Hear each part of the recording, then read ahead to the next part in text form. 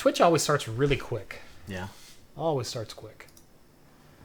YouTube always hangs for a couple of seconds. So that's nice. We got Twitch and we got Yeah, YouTube we're on Twitch, we're on YouTube. Was anybody on Twitch last week? Oh, like A few? 5. There we go. Hey. We are live to the world. Hey everybody. Welcome back to Talking Heads, episode 28. I'm Jeff. I'm Steve. Welcome to the show. Steve, you were in Newport today. I was in Newport today. I just got back. You were at the Rogue Brewery. Yeah. I was at the Rogue Brewery, and before I went through Corvallis to get there, and I went to Block 15 and Flat Tail. Nice. Went to both those places. Yeah. Nice. But yeah, no, Rogue I picked up something there. I got so what did you bring me? This is Combat Wombat. Nice. It's nice because it's a Northeast IPA, so it's kind of cloudy, hazy, the juicy notes, right, and stuff like that. Mm-hmm. So it's got, I think, some kind of tropical fruit in there, passionfruit and something else, guava, I think. Why is my chat still not working? Urgh. Was it not working? Super Chat's dead? It worked the first episode that I tried it, and it has not worked since. Well, it died? Is the chat working on YouTube? It'll work on YouTube, but I have to pull up the other window. Oh, okay. So, yeah, no, I have a unified chat program that's supposed to be pulling my Twitch chat and my YouTube chat all into one window so I can see it all at the same time. And it's not working. Oh, man. Yeah. So, let's see. Who's in? Hey, look, chat's going. Check There it goes. There's that. All right. That was everyone tonight. But first, what are we drinking? Yes. Hey, everybody.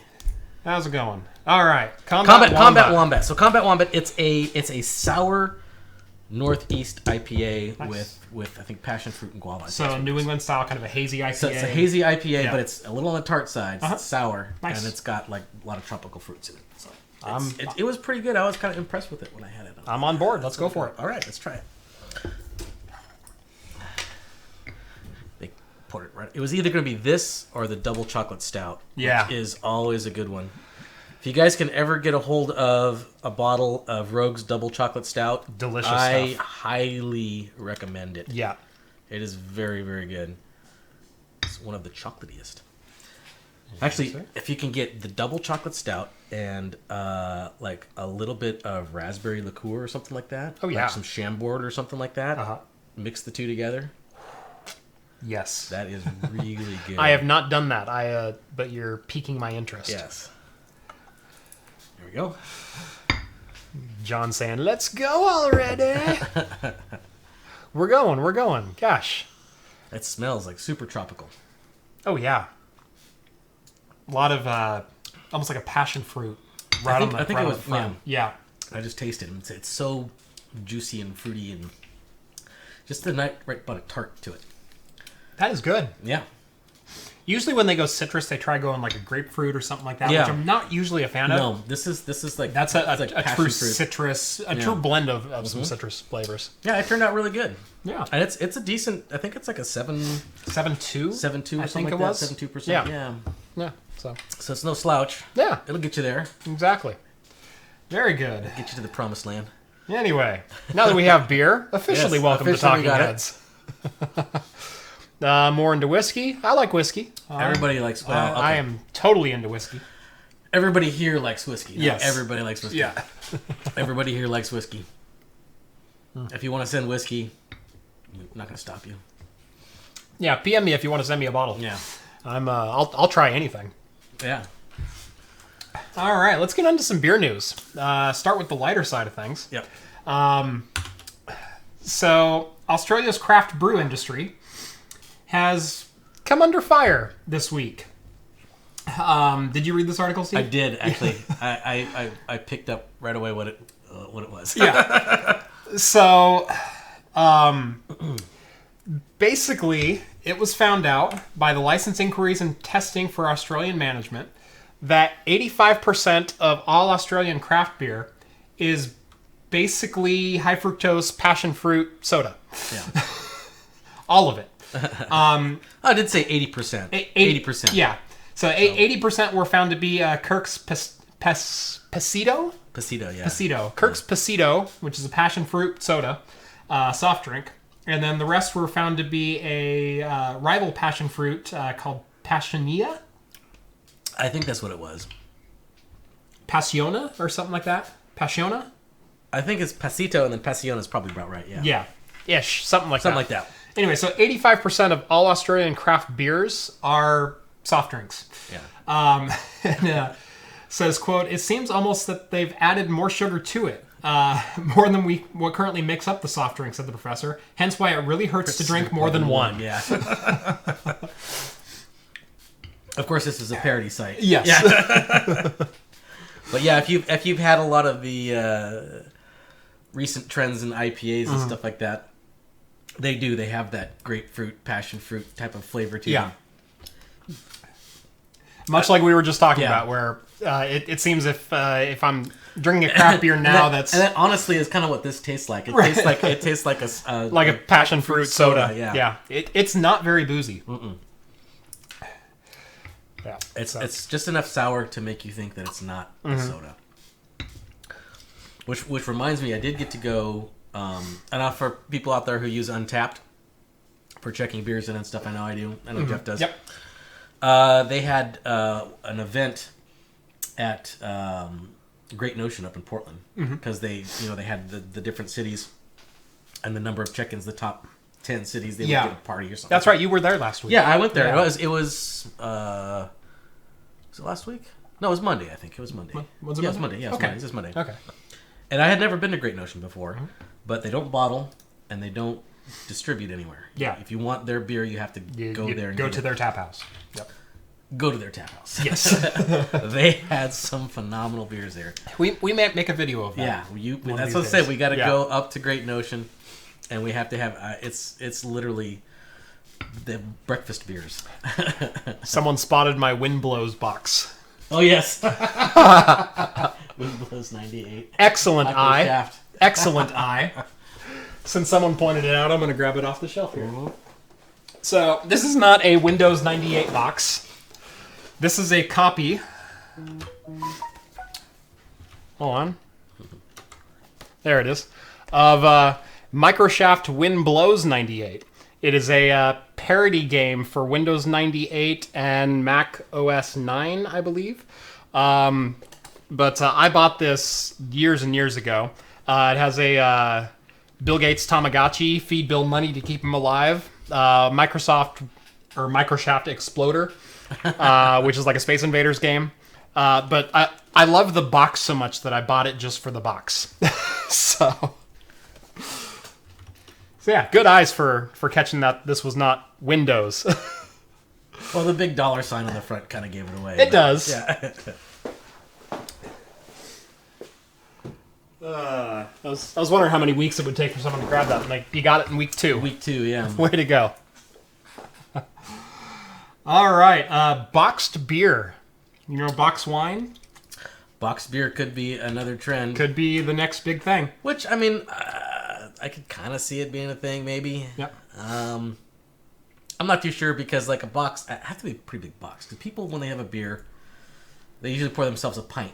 Whereas with wine... With wine, you can... You don't... I mean, I know some people that they will drink a pint of wine, but they will drink it after 3 glasses of wine. Right.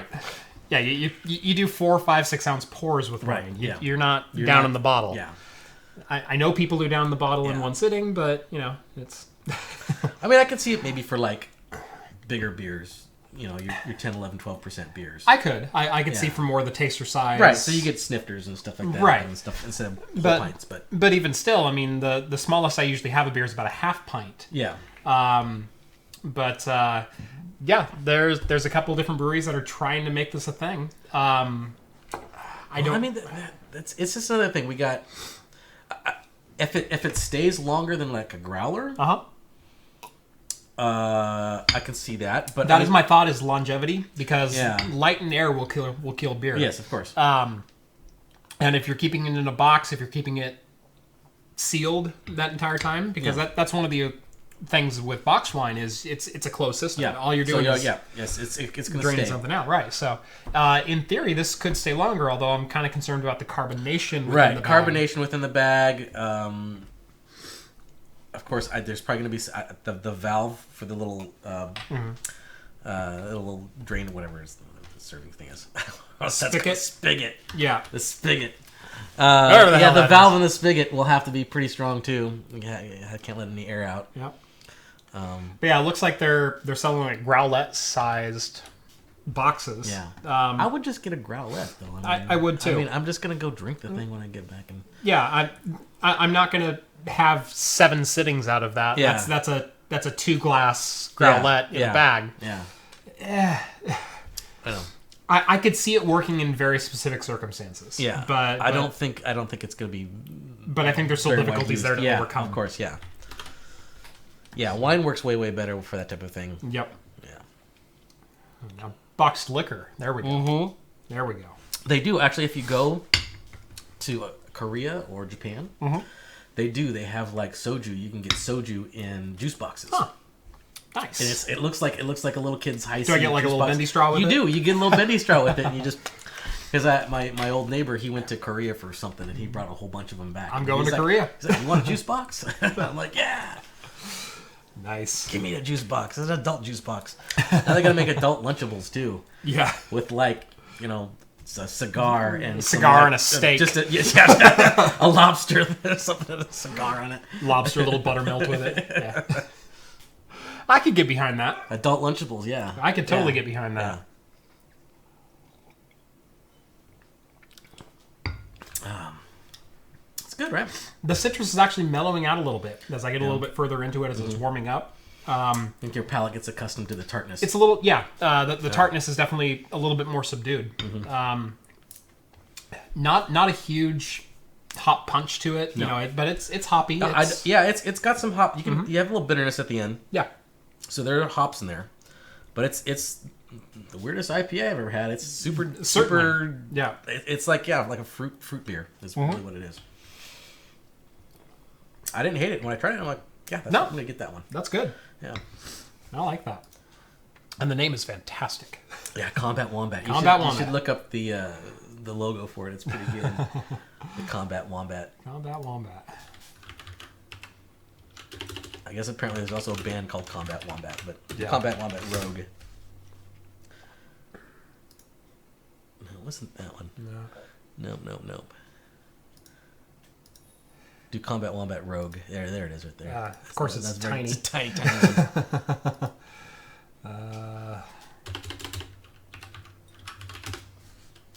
There we go. Yeah, there. Yeah. Yeah. How big is that going to load? Come on. Give me a good image. That's pretty good. That's good enough.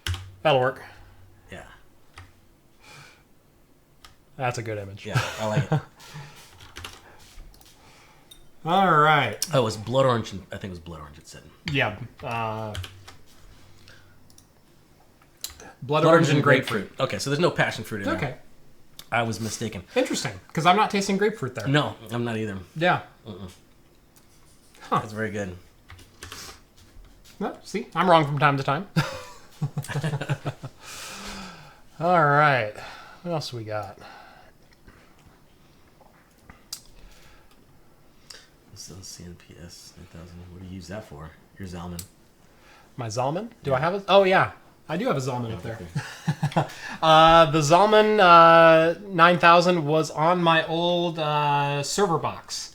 It was actually a cooler that I bought for a Core 2 Extreme way back in the day. And then eventually moved it over. It's a 775 only mount socket, or only mount CPU. So pretty limited use cases. But yeah, it's on a Xeon X3350, I believe, right now. And just recently replaced that board, so it's a wall hanger now. It's decoration. It's a cool looking. I cannot count the number of times I cut my hands working on that cooler. See, some people go out hunting and get hunting trophies. Right. You cut your hands enough on building PCs, and you get to mount a nice big cooler on there. Yep. Eventually, I just mount them on the wall. Yep. Okay. Beer designed to be consumed in outer space is a real thing. Yeah. And it's close to becoming a reality. Yeah, so honestly, I did not have a chance to read this article. This one, John posted this one. Yeah, I read this one, and the biggest hurdle. They've obviously figured out how to drink in space, Right. or we'd have a bunch of dead astronauts. Right? Yes. So they figured out the drinking liquid part. The part that's really hard is the carbonation. Yeah. The carbonation and drinking beer in 0 G's with carbonation is extremely hard to do because it doesn't. Even the bubbles within it once you've swallowed it, they don't stay down. There. Yeah, no. It's like there is no down. Yeah, there's no down. There's no up. There's it just sits there, kind of in your kind of. Yeah, exactly. Is all you do. So I guess they found a way. They don't really say in here how they found it or what exactly it does, but it's not as carbonated. It's a lot less carbonated, but apparently they tested it on one of those vomit comets. The astronauts train where they go up there and they hit 0. I totally want to take a pint up with me. Well, yeah, they actually have. If you read to the bottom of the thing, they have a contest, and you can actually watch it. Here we go. Yeah, where they did. So they're in 0 G, and he tries to drink it. It's like, hurry, chug, chug, chug, chug. Go. That's awesome.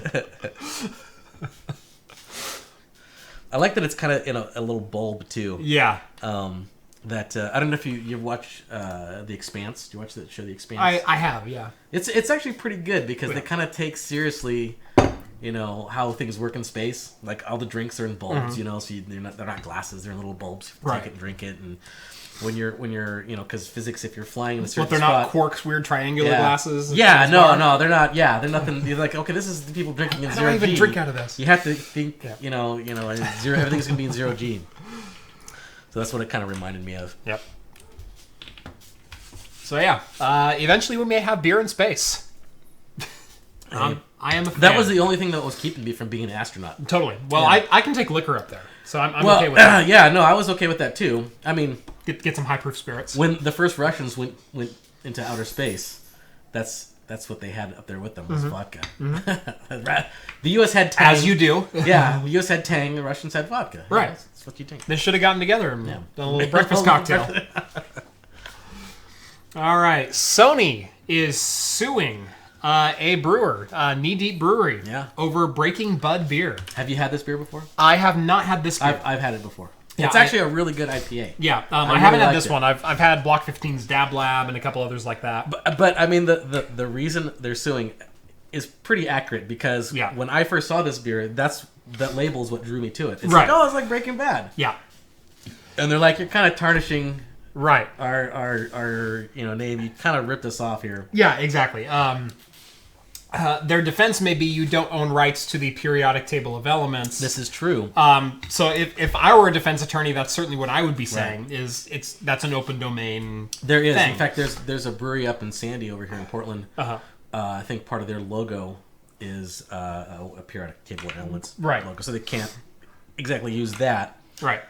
But the fact that there's kind of a trailer, it's in the desert, he's got the hazmat suit. You got the hazmat suit. Very, very iconic Walter White setup. They're definitely pointing to that. Yeah. And the breaking in there. Yeah. So, it's going to be a rough uphill defense. Yes. To be honest.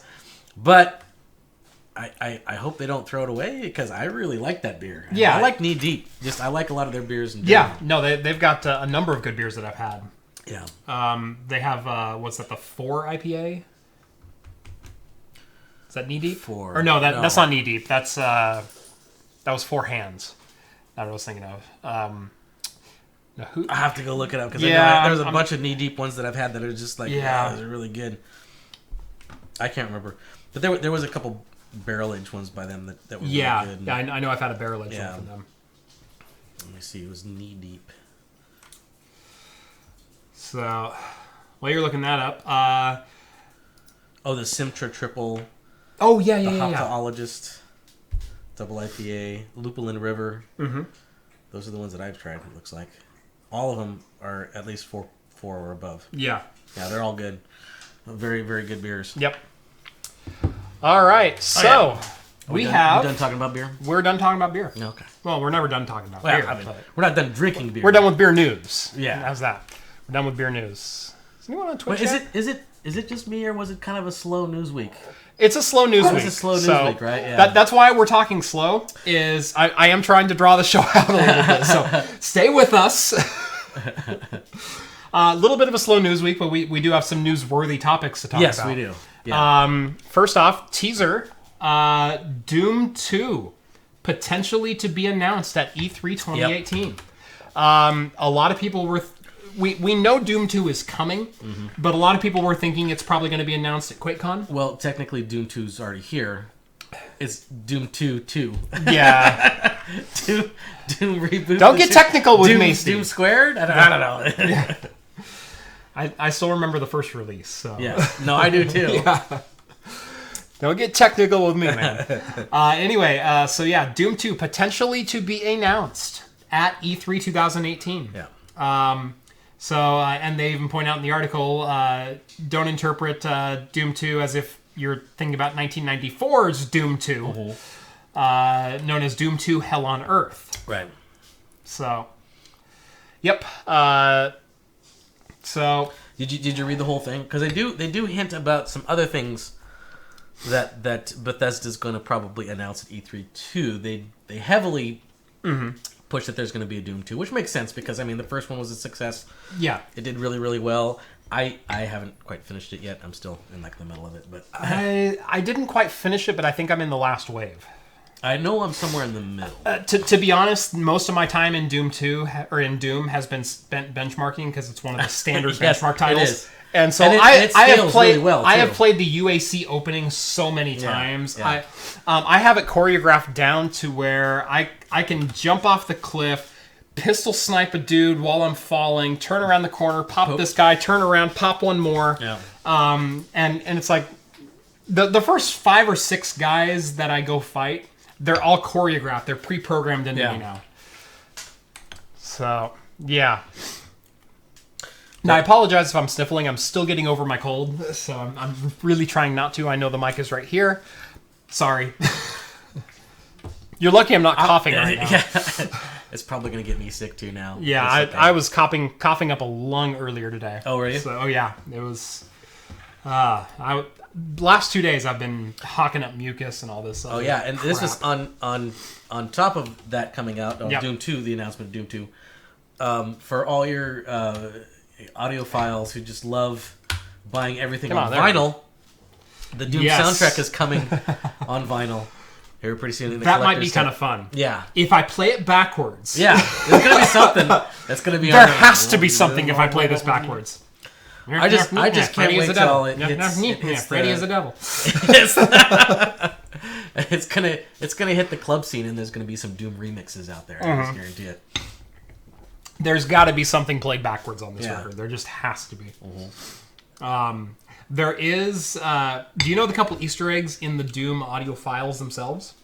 From the original Doom? No, from the Doom 2016. I didn't hear about those, no. There's a couple different things. One, if you play the audio file backwards, it does give some kind of satanic message. Oh, does it? Also, if you pull up a Spectrum Analyzer, it spells out Doom in the Spectrum Analyzer. Oh, does it? They injected the frequencies to give the font. I did hear that. That one I did hear. I didn't hear about the backwards thing. So yeah, they've already been playing with that with the audio file. So I really hope they take it full meta with the records. I really do.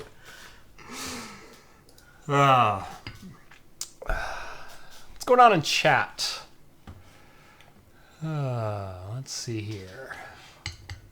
What are people saying about me? I was John Romero. Was still making. Oh, I think I wish John Romero was still making. Yeah. Well, he tried to make everyone his bitch, but he failed. That's right. Failed miserably. Yeah. Let's see here. Let's not talk about Fortnite. Do you guys play some Fortnite? I tried playing Fortnite once.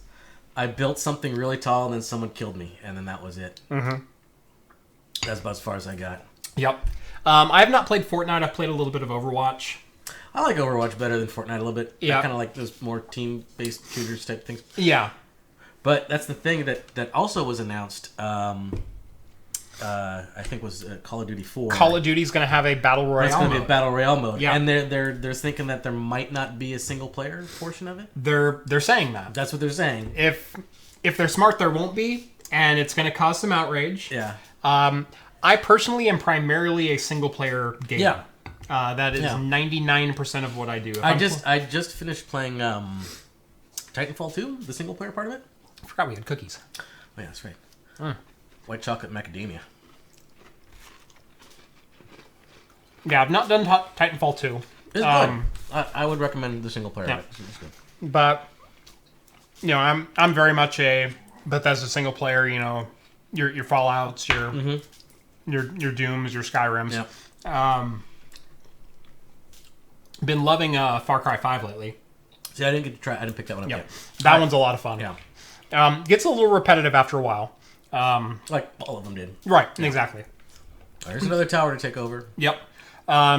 They actually specify in the beginning. Far Cry is one of the most self-aware franchises out there. Mm-hmm. The very first mission you have to do is you have to clear the island, and then you have to climb up this radio tower to activate a transmitter so he can communicate with everyone else.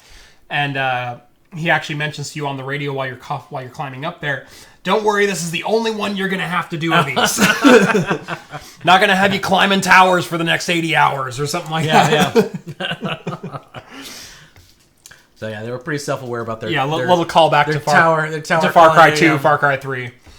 Yeah. It's mostly 3 and 4 that had a lot of tower. Far Cry 2 had a lot of assassin missions that were the tower based as well. Oh, okay. So you go activate the radio tower, and they pay you in diamonds, and you go kill this guy. Yeah, that was the one that took place in Africa. Yeah. Yeah. Far Cry 2 is still my favorite of the series. Was it really? Yeah. See, I didn't get very far in that one. I got further in 3. Yeah.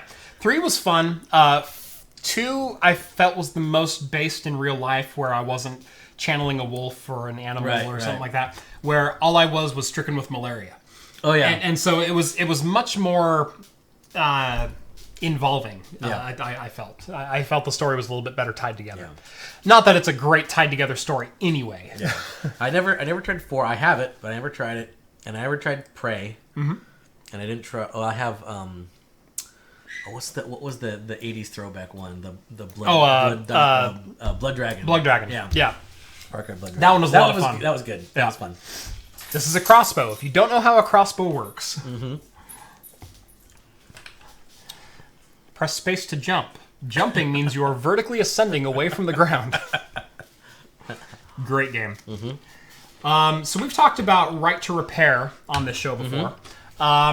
The FTC just slapped and put some companies on notice for the Magnuson Moss Warranty Act. Based on warranty void if removed stickers. Yeah.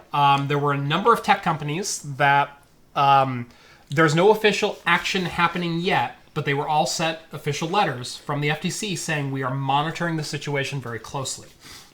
These are people like Apple, Microsoft, Sony, etc. You are legally allowed by law to open your device, and the manufacturer is legally required to still provide you warranty service if you have opened the device. Right. You own the device. That is a consumer protection that is in place in the United States. The example here on Gamers Nexus is an MSI graphics card that has a warranty sticker on one of the heatsink screws, which is very common. Or if you're XFX, you put 2 of them on there. Right. People who want to change the heat sinks. Right. Or replace the thermal paste or whatever else. Intel claims if you delid their CPUs, you're avoiding your warranty. That's technically not supposed to be true. Yeah. If you take apart an iMac, as Linus Tech Tips did, that's technically not voiding your warranty. And so this is kind of a win for consumer protections in this area. The FTC putting all of these companies on notice saying we are not sanctioning you yet. We are not telling you to change your practices, but we are monitoring what you're doing in this area. I don't know if anyone saw the Linus Tech Tips video this week about Linus's battle with Apple, where he's actually reaching out to the community and going, can anyone order us these parts? PM me and I'll, we'll work with fix you. It, yeah. Right, but Linus broke the screen on an iMac Pro, and Apple is flat out refusing to repair it. They're not ordering the parts. The local Apple store tried to order the parts, and they said, nope, HQ won't send them out. Sorry. Buy a new iMac Pro. Oh, yeah. So it's planned obsolescence gone to the extreme. Right. And the model he used was, imagine if I bought a car and pulling out of the parking lot, I run into a light pole. And And they then go, "Nope, the you gotta auto go- adjuster says, nope, Nope, you sorry, gotta buy a nothing we whole can new- do. You have to buy a whole new car. Yeah. Let's say I take it home and I work on the engine. I replace the spark plugs, and I happen to strip out one of the spark plugs Yeah. while I'm working on it. Or I'm stripping No, out the nope. oil plug. Right, Or no, warranty's void. Can't replace Yep, it. nope, sorry. We're not going to touch this now. You have a $20,000 brick or an $80,000 brick. Mm-hmm. This is a $5,000 machine that they legitimately broke the screen of, but that they literally have no recourse to repair. Yeah. Because if they could get the part. they could if they can get the Yeah, parts, yeah. or if Apple would provide third parties with yeah, parts, or in the United States, we have an automobile repair act saying that you have to provide customers with OEM parts. Yeah. You have to sell the parts, and you have to sell the warranty or the repair manuals for them. Can you imagine a world where that didn't exist for autos? Yeah. Where if I bought a BMW and something went wrong with it a year from now, BMW said, oh, sorry, you have to take it back to a certified BMW repair center. The only one next to you is about 800 miles away. Good luck. You have to ship it back to Germany. Right, you have to ship it back to Germany for repair. Yeah. Exactly. Yeah. Can you imagine a world like that? And the answer is no. And there's consumer But yet protections in place for but auto. there's electronics that are like that. Yeah. Yeah, that's the cell phone market. That's the way the all-in-one market is for all computers. Oh yeah, the all-in-one ones are just they're worse. The worst things. Never buy an all-in-one computer. Oh, they're horrible. That's Never. I just looked at someone a friend of ours. Mm-hmm. They had an all-in-one computer. Like, would you look at that? Mm-hmm. There's something wrong with it. There's these X's at the top of it. Yeah. I'm like, okay, I'll take a look at it. I'm like, oh yeah, this thing's hosed. Yeah. Just take it. Is it still under warranty? To take it back. Yep. Because it's gone.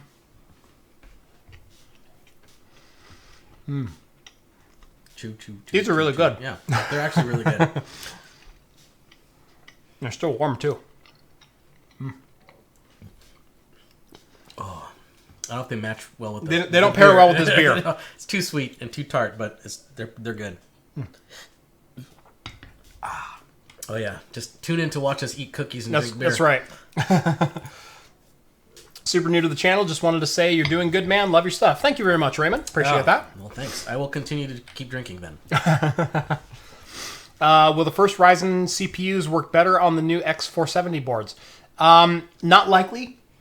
From what I'm hearing, a lot of the architecture differences in the new boards or in the new chips are on the chips themselves. They're not really chipset differences.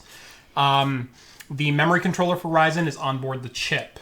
The PCI Express lanes are on the chip, etc., etc. And so there's some architectural differences in the chips, not so much in the chipset.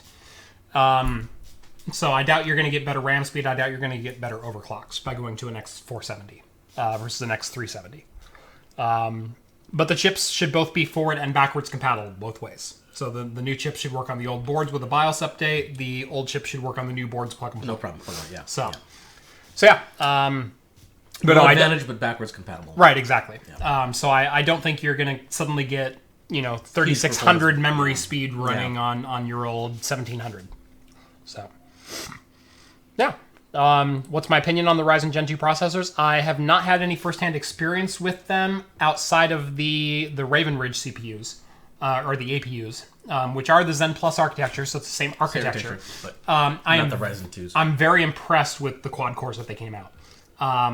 And from what I'm hearing, much better memory speed and much better overclockability. I have seen, I'm going to say unconfirmed reports, because I can't reveal anything yet. Yeah. Unconfirmed reports of a Ryzen 2700X running at 4.6 gigahertz with 3600 speed memory.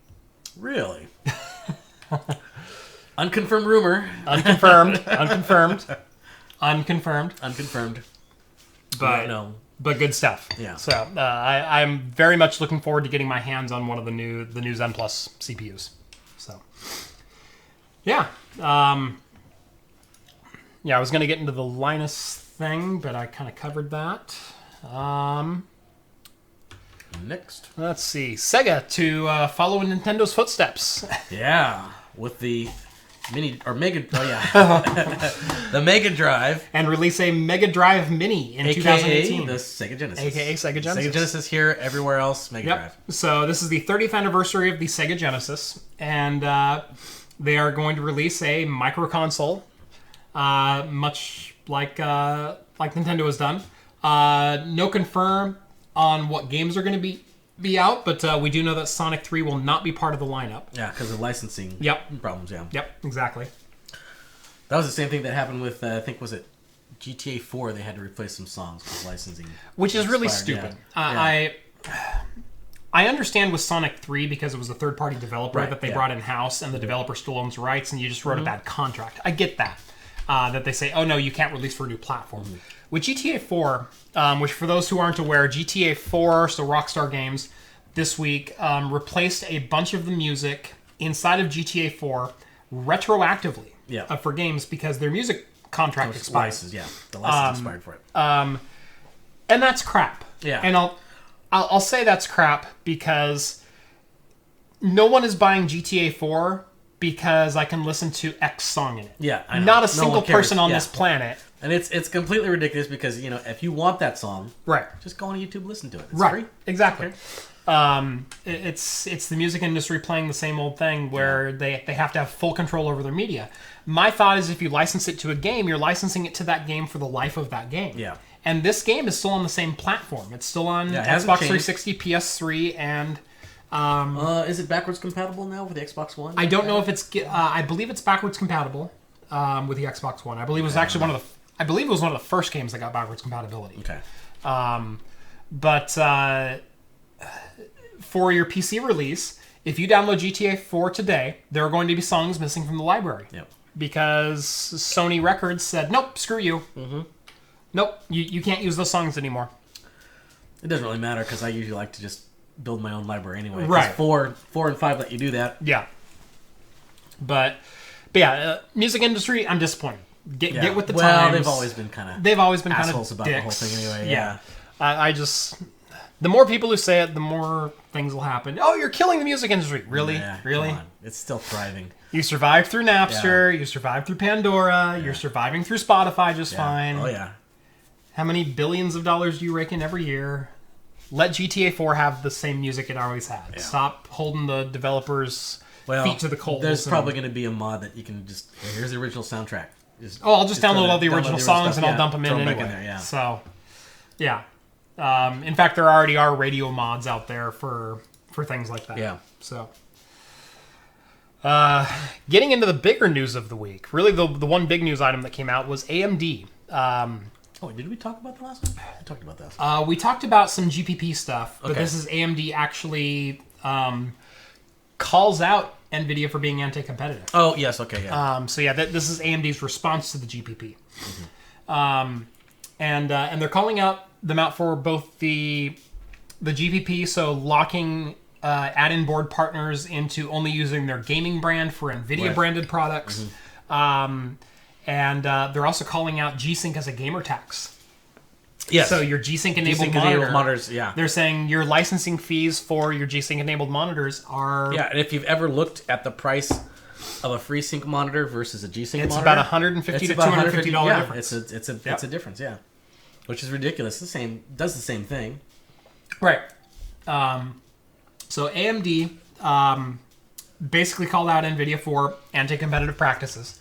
And this is not an official lawsuit or anything like that. They just gave a press release or an open letter of sorts. Basically, we're not going to be dicks like NVIDIA. Right. That's what they're saying. Right. We're not going to be dicks like NVIDIA. We're not going to tax our customers for features that should be built into the graphics cards or that should be open standards based. Even with the their API, the not Vega or no, not Vega. What is it? What's their API? Vulkan. That's right, Vulkan. Well, their Vulkan API is they freely distribute that too. They're not, kind of. Mantle was AMD's API. That was their API that they were trying to get everyone on board for. What they did is they donated the Mantle API to open source, and it became Vulkan. Okay. And so they created an open source standard based on their existing closed standard to let anyone use it who wants. wants to use it. Wants to use it. Yeah. Exactly. License free. Use it. Open GPL. They didn't really mince words here. And one of the things that AMD touted back with was the AMD Radeon Graphics Freedom of Choice. And it is their declaration that AMD is going to be using open source, readily available, consumer-friendly technologies moving forward. Technologies like FreeSync and Vulkan, which are open standards-based. So anyone can use them, anyone can implement them. You're not going to be charged extra for using those features. There's even TVs that are coming out with FreeSync built into it now, Yep. Which is good. In front of NVIDIA's big-ass gamer panels. Oh, yeah. Or BFGD. The BFGDs, yes. Yeah, the big something gamer displays. Yeah. So AMD basically reaffirms to customers that we are going to be open standards kind of moving forward. We don't like the way NVIDIA is doing business. We don't like what they did with GameWorks, with Hairworks for The Witcher 3. Yeah, that was horrible. That was a huge performance hit, too. You got little gain for just a huge performance hit. Right. And what NVIDIA did was they basically signed an exclusivity act with CD Projekt Red for The Witcher 3 that says, implement our Hairworks system into your hair physics. Yeah. Something that no one gives two craps about in actual gameplay. No. But it uses a proprietary API on NVIDIA's cards, so you get like 3 times the performance based on the physics processing of AMD. I think it's from an offshoot of their PhysX. It's part of their PhysX platform. Which they actually, that wasn't even natively developed by NVIDIA. They bought that technology from the PhysX company. Yeah, it used to be a daughter card. The PhysX card. Yeah, PhysX used to be a daughter card, and it used to be a standalone API. When it was... I forget when that was introduced, but it was like 2006 around there. Yeah, but it was actually implemented into GTA 4 and Star Wars: The Force Awakens. Those were 2 of the main titles that used PhysX acceleration. Yeah. And if you had a PhysX card, I mean, it was neat at the time. It was something that was new that you couldn't really do with the standard physics engine that people. Precisely. Yeah. So big format gaming display. I was close. Yeah. Big format. I think I was one of the tech channels to break that story at CES. Most tech guys don't like saying format. Yes. Format C : No, you don't want to say that. No. RM-F. Yeah. Yeah.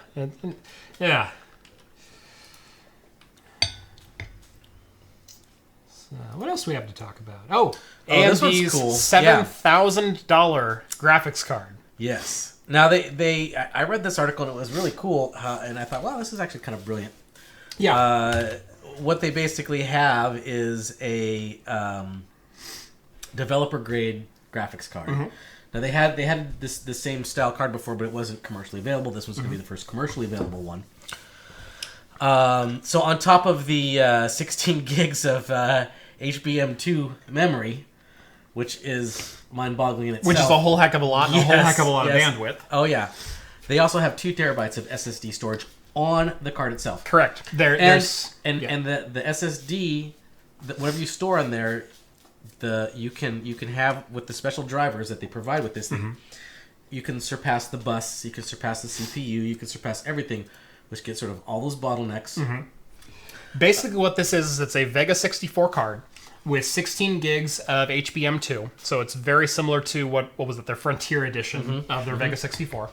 But it also has 2 M.2 NVMe slots on it. That will support up to 1 terabyte each on there, and it will support RAID as well. But that NAND flash has... the video card itself has direct access to that NAND flash on board.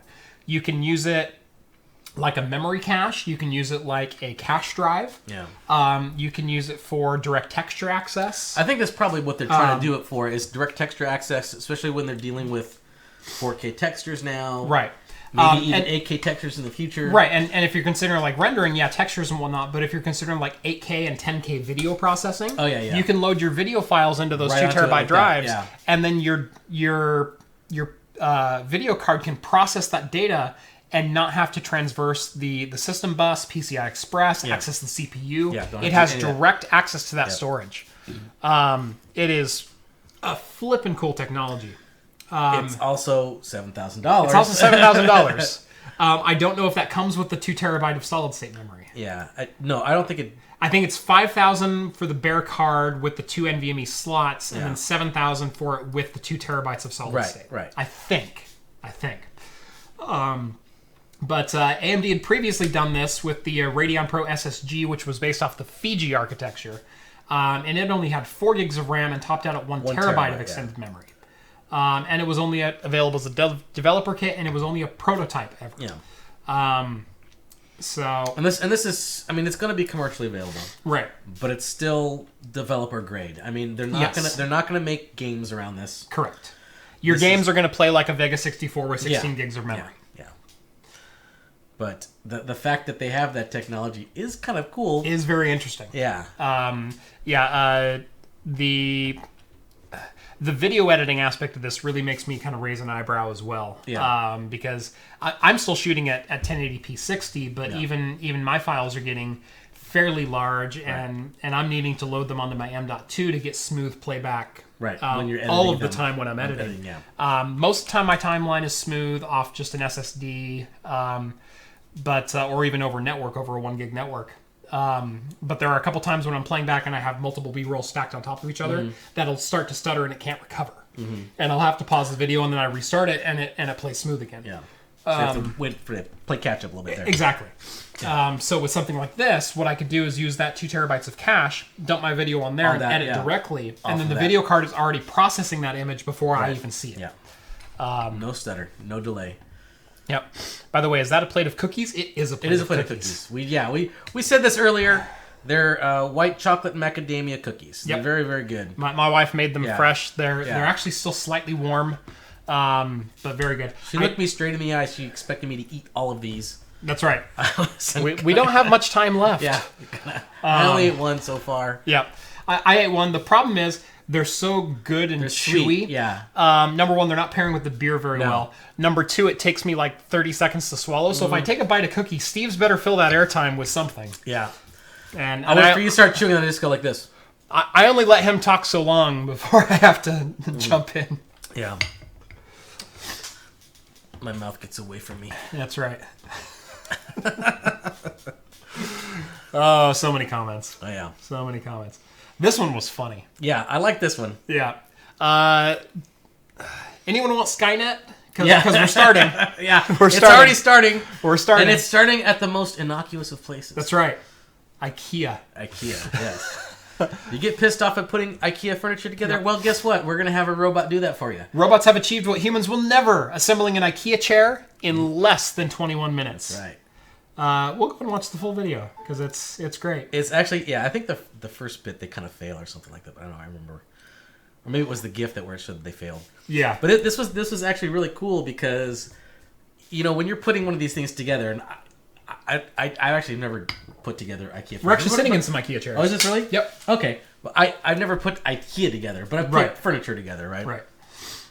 And then you don't really think about what it must take to program a robot to do that. Right. Until I was watching this, it's like, oh yeah, not only do they have to get the spot right, they have to get the pressure right. They have to know exactly how far down it goes, and they have to have depth, and they have to have the two arms working in tandem together. They got to be talking with each other. They have to know where all the parts are. They know where all the parts are. Yeah. So this next part is really interesting when they add the other piece to it. Yeah. And they have to work in tandem to get it set together. Yeah, look how it just kind of goes. And I love how they traverse in between the chair and then lower down. Now, again, mind you, this is an 8-speed video. Yeah. And this isn't pre-programmed. Right. These robots knew the final product and had to autonomously put this together. So they what the very first step is they scan all the pieces that are there, and they match them up to 3D models that they have in memory, and so they know, okay, this is this part, this is this part, this is this part. Correct. So they identify all the parts. And then after that, they form a plan. Yep. And then after that, then they start doing the assembly. So you can put the parts wherever you want, and then they will put it together. I'm sure the development of this thing was like millions of dollars. Or whatever. But just to put together a $21 chair seems a little ridiculous. 21 minutes. Hold my beer. Let's see. These desks are from IKEA. Yeah. Kind of. Yeah, these are... people keep asking me about the desks. Go watch Paul's Hardware's video on his desk assembly out in his garage, and you'll get 90% of what I did here. I do have a couple of my own touches to this. My leg placement's a little bit different. Mine are bolted directly to the wall, so I don't have to have legs on both sides supporting it. My LED tray is a little bit different, but very similar to Paul's Hardware's desk. Paul's Hardware's desk.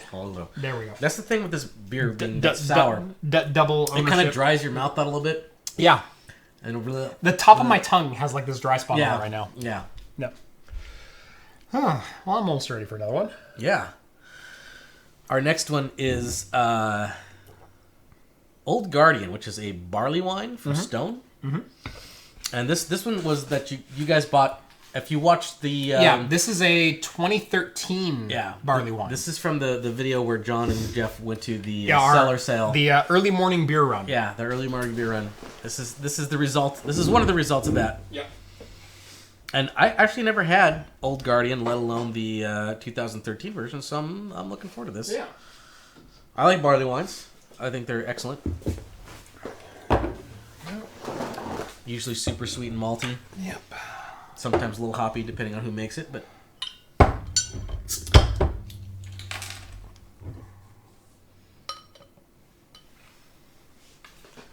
Boy, I can already smell it. Wow. Yeah? It's not skunky or nothing, is it? No.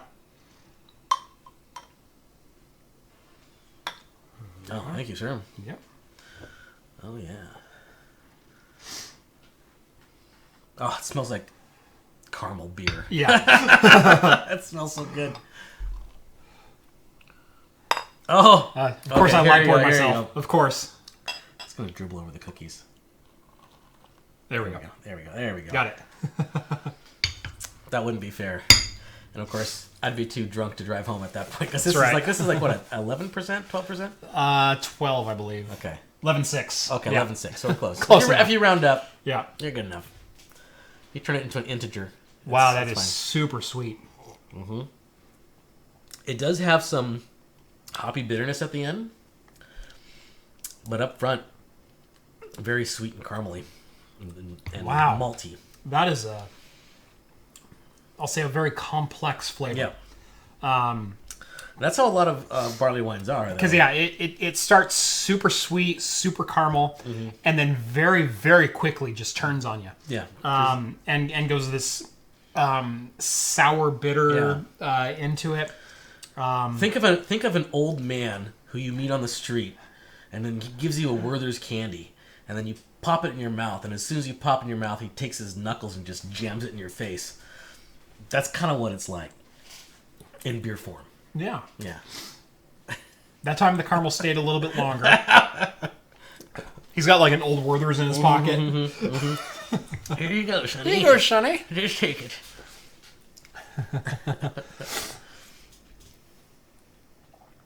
I don't drink very often, but I got quite bored earlier, so down to half bottle of mulled wine from Christmas. Not a good idea. Oh, well, mulled wine's, I mean, sometimes mulled wine's pretty good. You gotta have it warm though. Yeah, warm and you sip it. Definitely, it's okay. It doesn't make you less of a man if you sip your mulled wine.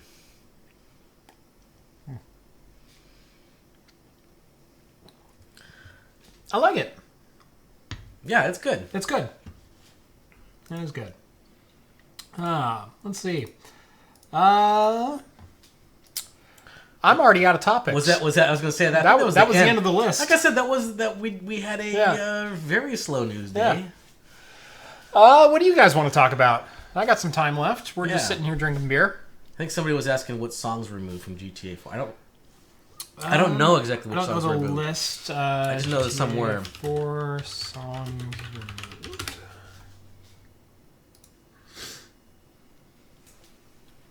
Rockstar has confirmed that music will be removed from GTA 4 due to expiration of licenses. Fortunately, not at all doom and gloom. And in particular, a large portion of the Russian pop station Vladivostok FM, which was actually my favorite. I really liked that one. I like listening to the Russian pop. That was kind of fun. Yeah. Oh, that sucks, because that was my favorite. Yeah. Yep. See, I don't see an official list, but yeah, Vladivostok FM, most songs off that, it sounds like. Yeah. So yeah, the Russian pop stuff. I mean, I didn't know any of those songs when I first started playing it, but towards the end of that game, yeah, dude, I'm gonna go listen to some Vladivostok, you know?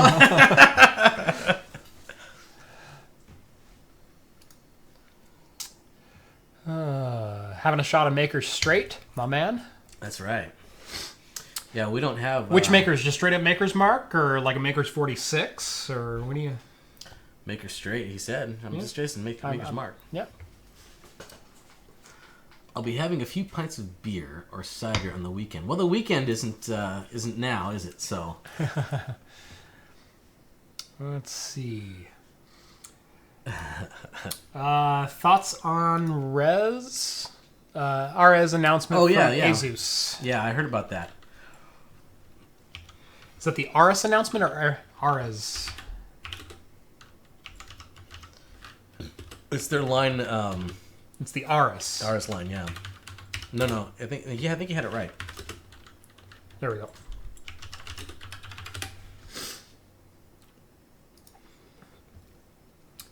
Let's see. New clues suggest MSI and Gigabyte are aligned with nVidia. Yeah, this was the nVidia partner program speculation stuff. Yep. That they released this in conjunction with that. See, I didn't see an Asus release from that. I did see the MSI and the Gigabyte releases earlier this week.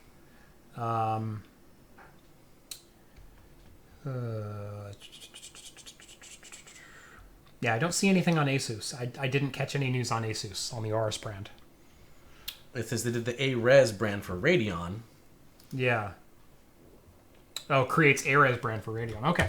I hadn't seen this one. Yeah, I briefly saw this today. Okay. So, yeah. Seems like Asus is playing ball with nVidia as well. And getting rid of their RS line, which is their RS Gaming, for AMD partner cards, and they will now be branded under A-Res. I disagree with nVidia wholeheartedly on the way they are doing this. Yeah, it seems real shady. It is very shady. Anti-consumer. It's anti-consumer. It's anti-competitive. Yeah. It's stacking the deck in your favor. Even if you're a big fan of NVIDIA cards, which I do, I like NVIDIA cards. I think they do great technology. Primarily, my cards in here are NVIDIA. I've got a couple AMDs. But the way they treat the market, it seems like they're trying to they're doing what Intel market. did a couple years ago. Yeah, and that's not good. And they're using market abuse to keep their position. Yeah. Good competition keeps everybody honest. Good competition creates a better marketplace. That's better proven time and time again. Cheaper. Yep.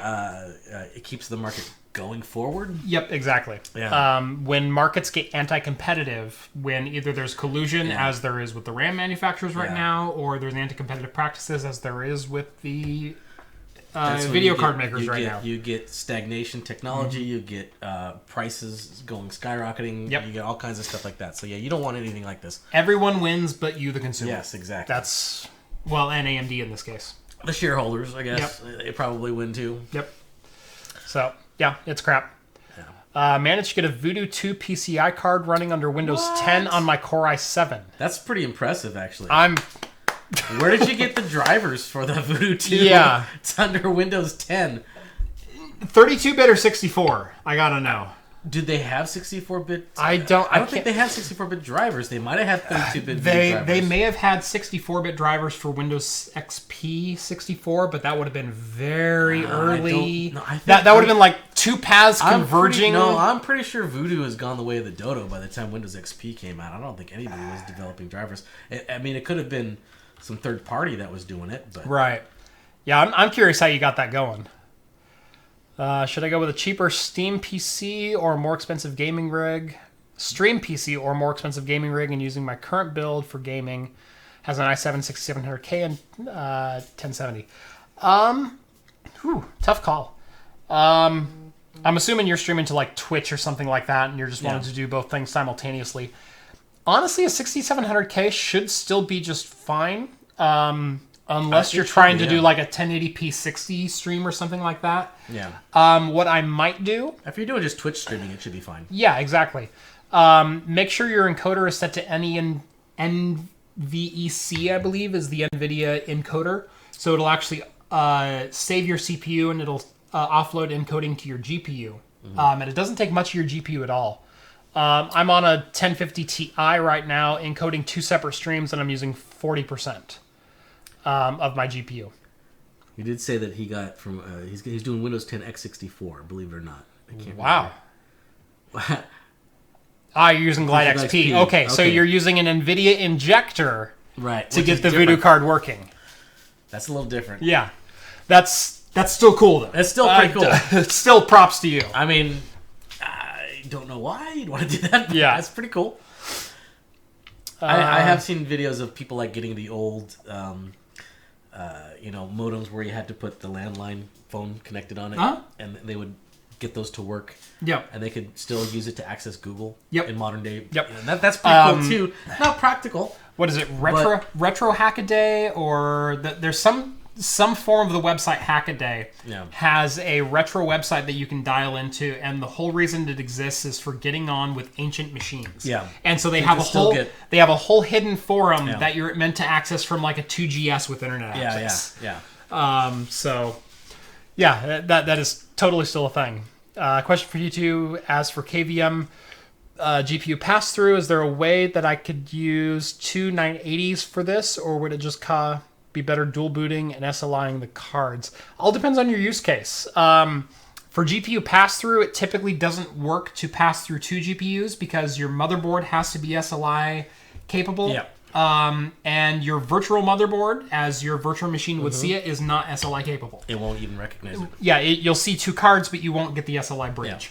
Yeah. SLI is not possible as far as I know through GPU pass-through. But if your use case is to do like two gamer machines, 1 CPU, you could totally do that. But yeah, if you want SLI, if you want full power out of those, dedicated rig, dual boot. There's another question up there. Yeah. Why do you have the Enterprise screen above?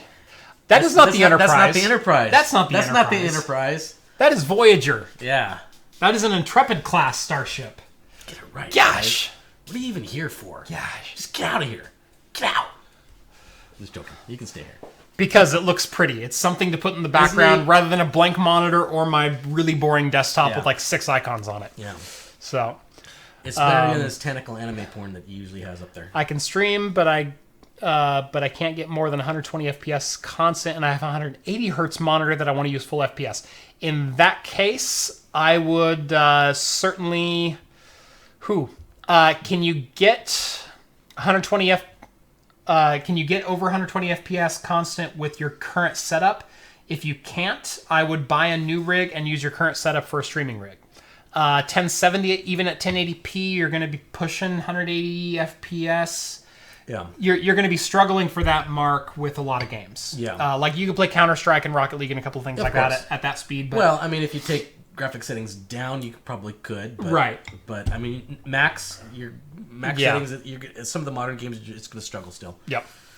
So, if you have a 180 hertz display and you want to go full bore with that, I would recommend a standalone streaming machine and a good capture card. Maybe an Elgato 4K so you could capture at 60 FPS, something like that.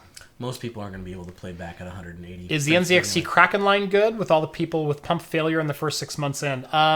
The Kraken line, I believe, is just an Asetek series pump, and so the problem with the all-in-ones is they started out really, really good and they eventually got worse. And people using the Asetek design, which is the round cooler, there's a lot of people that are starting to make them really, really cheap and not very good. Or reliable. Thermaltake is one that I haven't been happy with their Asetek all-in-one design. Even Corsair has put out a couple of iffy ones. The H100 I know has died prematurely in a couple of different cases. So there are still some dedicated AIOs out there that are still good. I'm not familiar enough with the NZXT Kraken line. I know it's an Asetek reference design. It's the round one you put on top. The round block. I haven't heard anything bad about them, but I haven't heard like great things about them either. So I'm not sure. What do I think about people bypassing or using liquid metal on sense resistors on GPUs? Anytime you get into modifying the electrical structure of a GPU, I worry. That's the shunt mods that are out there, all those things. What are you gaining? 2%? 2% for what? It seems like a lot of nothing for a lot of work. Exactly. It's a lot of nothing for very little payoff. Yeah. Honestly, if you have a GPU, I'm not against liquid metaling it to get better thermal performance out of it. But dear God, don't electrically modify it unless you're going like LN2 coolant or something. If you're going for world records, sure, do that. If this is your gaming rig, what the hell are you doing? What are you doing? Yeah. Maybe if it's like your old gaming rig and you want to mess around with it, right? That's okay. Right. I took apart my old like your main. Yeah, I took apart my old X1800 and started to do some weird thermal things with that. I mounted a CPU cooler to it and overclocked the bejesus out of that and whatnot. And that was fun. But it was a card that was worth $35 at the time. Yeah, it's like who cares? Yeah. So yeah.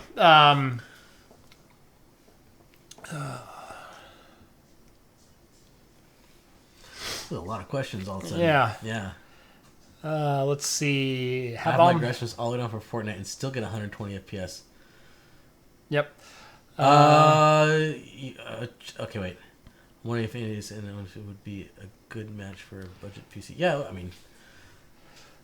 Yeah, absolutely. AMD 1700 1050 Ti, great match. That's actually what's in my streaming PC is a very similar setup. I've got an i5 8400 and a 1050 Ti. And it handles my game stream just fine. But, or are you the guy who was asking about your 180 hertz monitor? I forget. I think it was. Yes. Yeah. What? A 1700 and a 1050 Ti is a great match for a budget PC.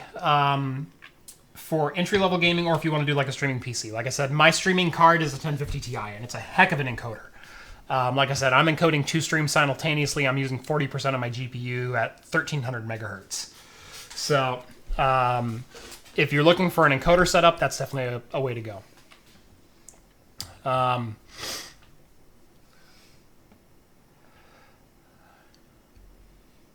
KVM with GPU pass-through.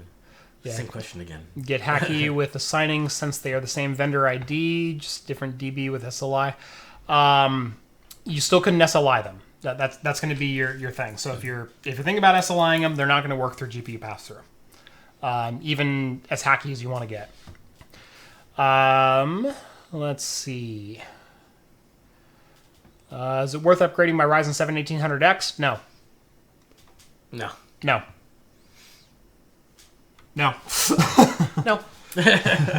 Flat out. I will only ever recommend to people to upgrade your machine when it doesn't work for you anymore. Yeah. When it's no longer meeting your expectations. What you want to do is failing. Either for speed or production or gaming or enjoyment or anything like that. Outside of Ryzen Plus, is there any up and coming hardware that you are excited for? That's a good question.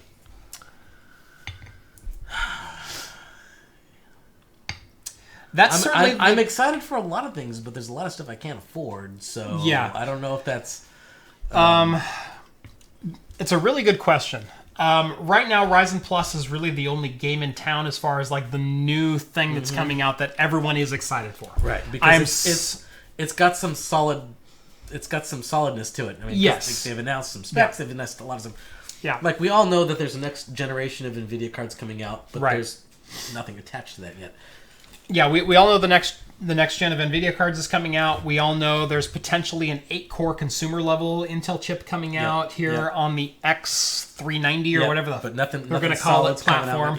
But no information yet. Yeah. And again, I'm not too impressed with that because it feels like another rushed response to a 2700X release. And how good is it actually going to be versus their enthusiast platform? And you're still using garbage TIM instead of soldering your chips, and you're so I'm not really impressed with the CPUs at the moment, or with Intel, what they're rumored to be coming out with.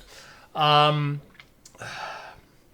I wanted to get really excited for the Vive Pro, and it's a good headset. It's a very good headset. But the price point kind of just... The price point is too high, and as someone who is even starting to get some things for free, some things for free in exchange for my review, it's still just too flippin' expensive. You have to take price point into consideration. Yeah, price point will always be a consideration when I'm reviewing things, and if you're not worth the money, I'm sorry, you could have the best product in the world, but if someone has 90% of the performance for 30% of the cost, I'm going to go with Ferraris are great cars, but you can't afford them. Right, exactly. Just ask Tavares.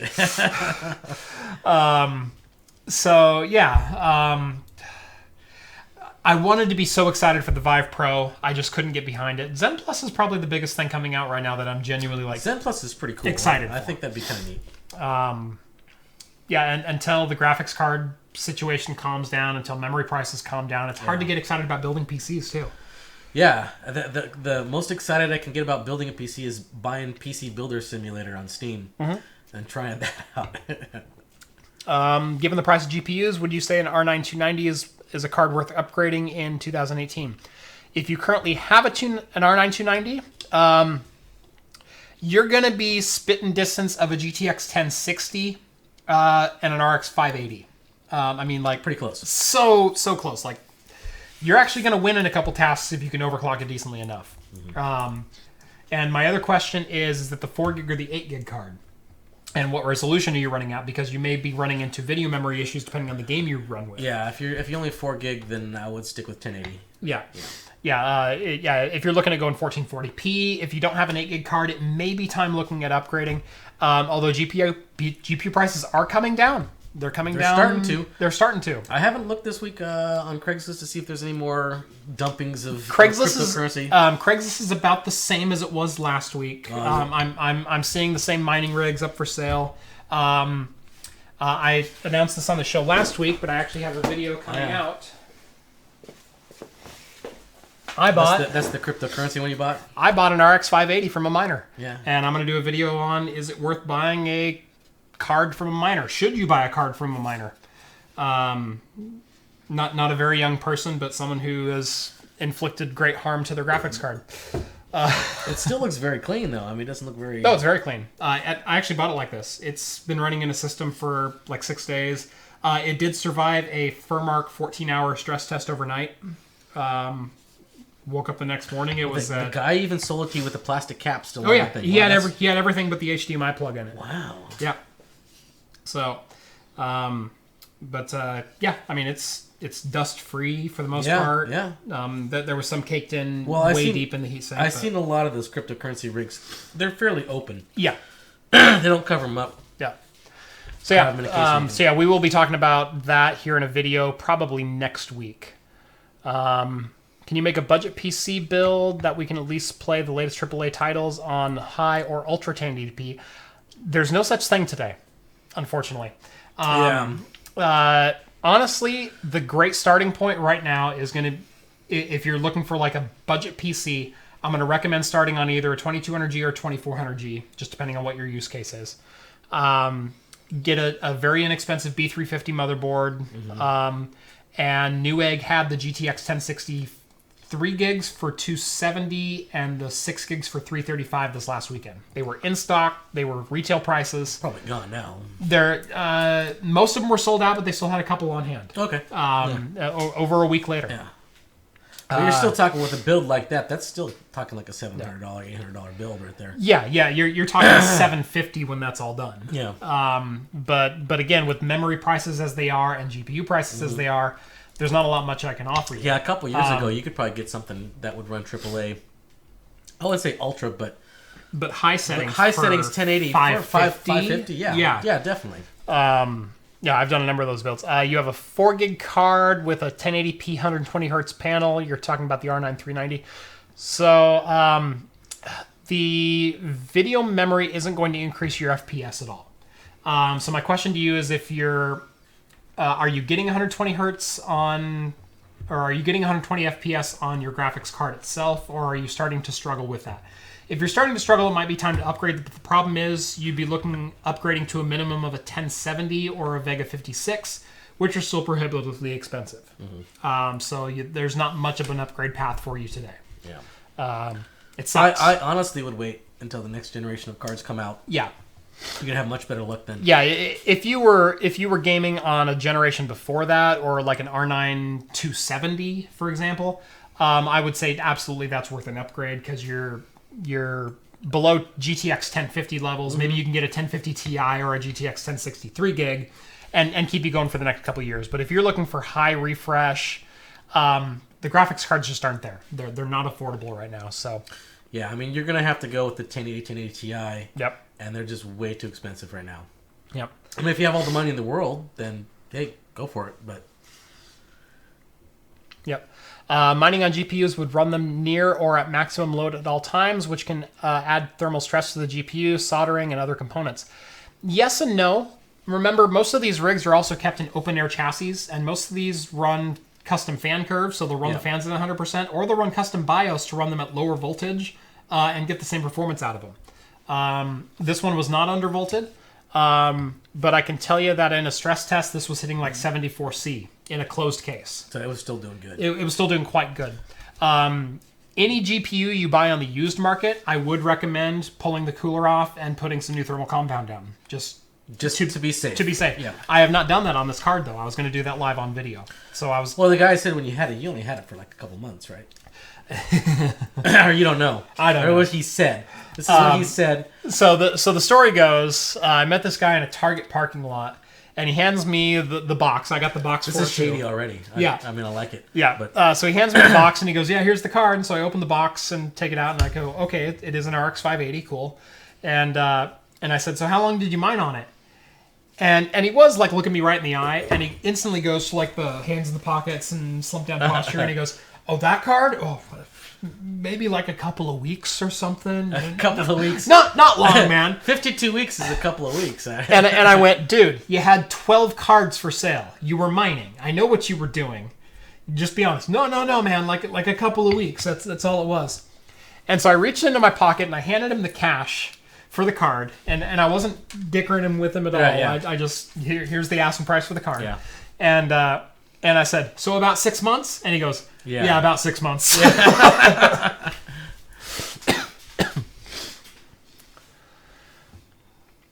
I got extremely lucky. I got a 1080 Ti SC2 hybrid for $800. Nice. That's really good. Yeah. How do I feel about R9 290 Crossfire if you can find one at a decent price?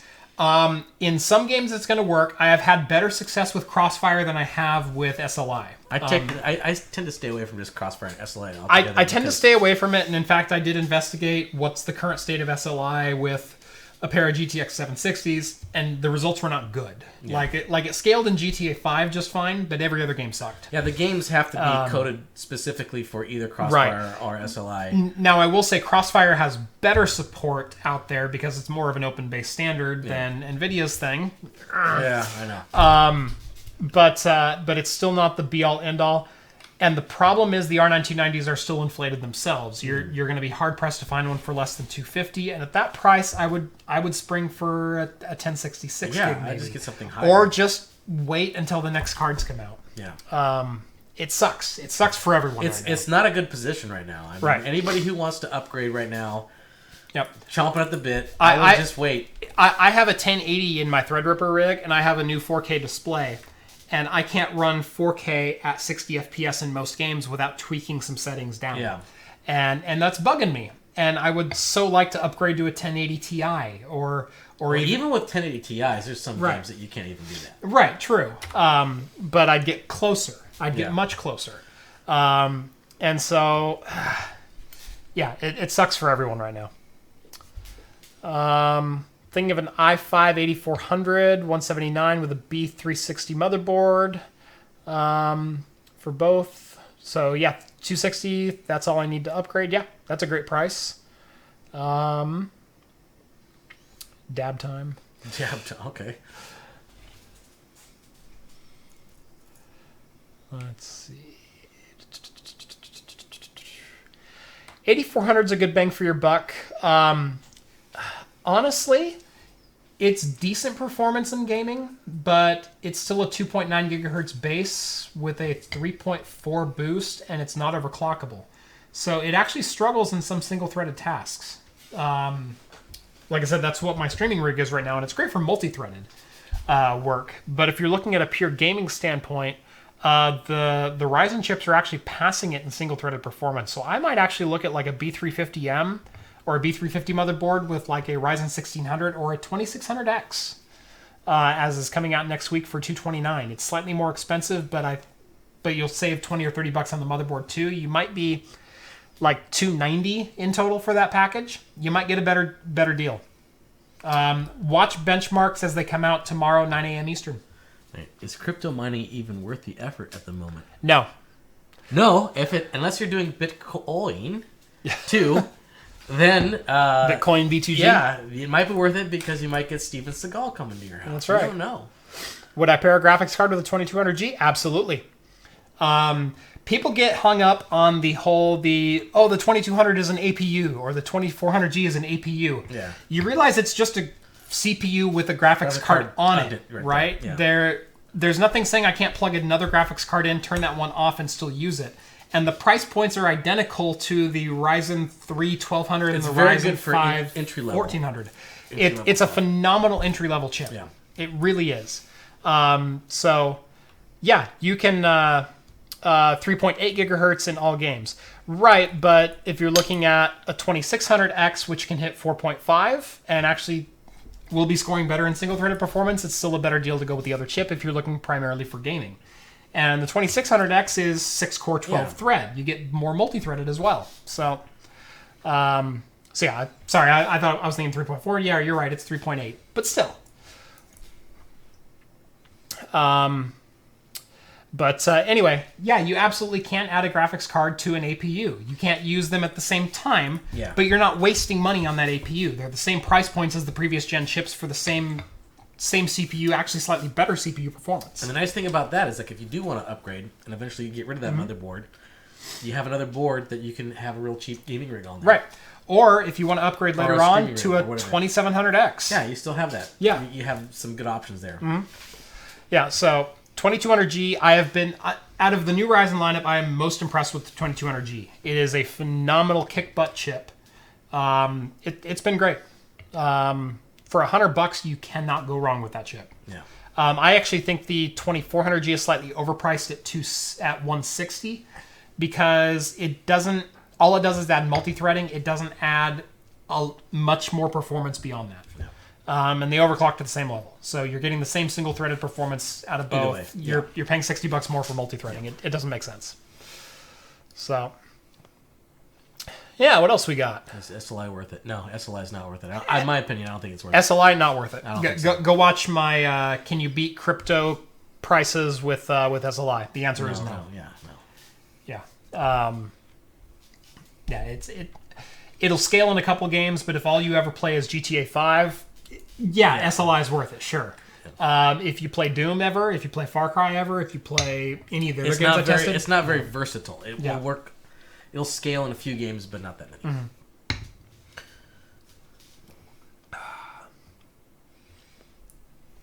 Let's see. 8th Gen i3 is a good bang for the buck. Absolutely. The 8100 is a great chip.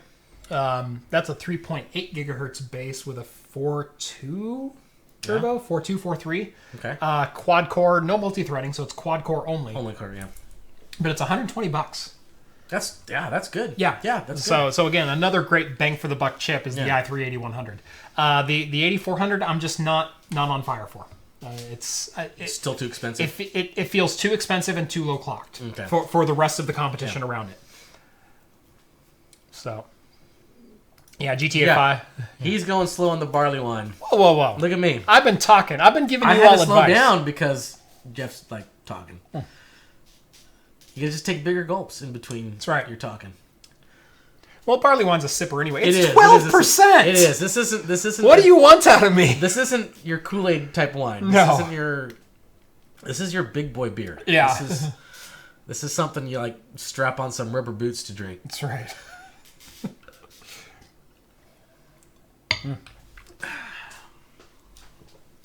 still very good. And Yeah, actually, no, it's that very good. bitterness is really mellowing out. It's Yeah, getting as it way warms later up. in the palate. As it warms up, yeah.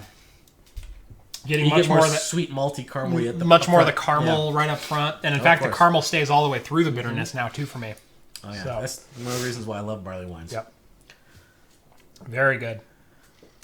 2200G or 2400G be a good upgrade from an i5-6500. If you're used to the performance of an i5-6500, I would go for the 2400G. Although both of them are gonna, you know, I'm actually gonna pull up my benchmark numbers for those real quick. Oh, you have those? I think I have those.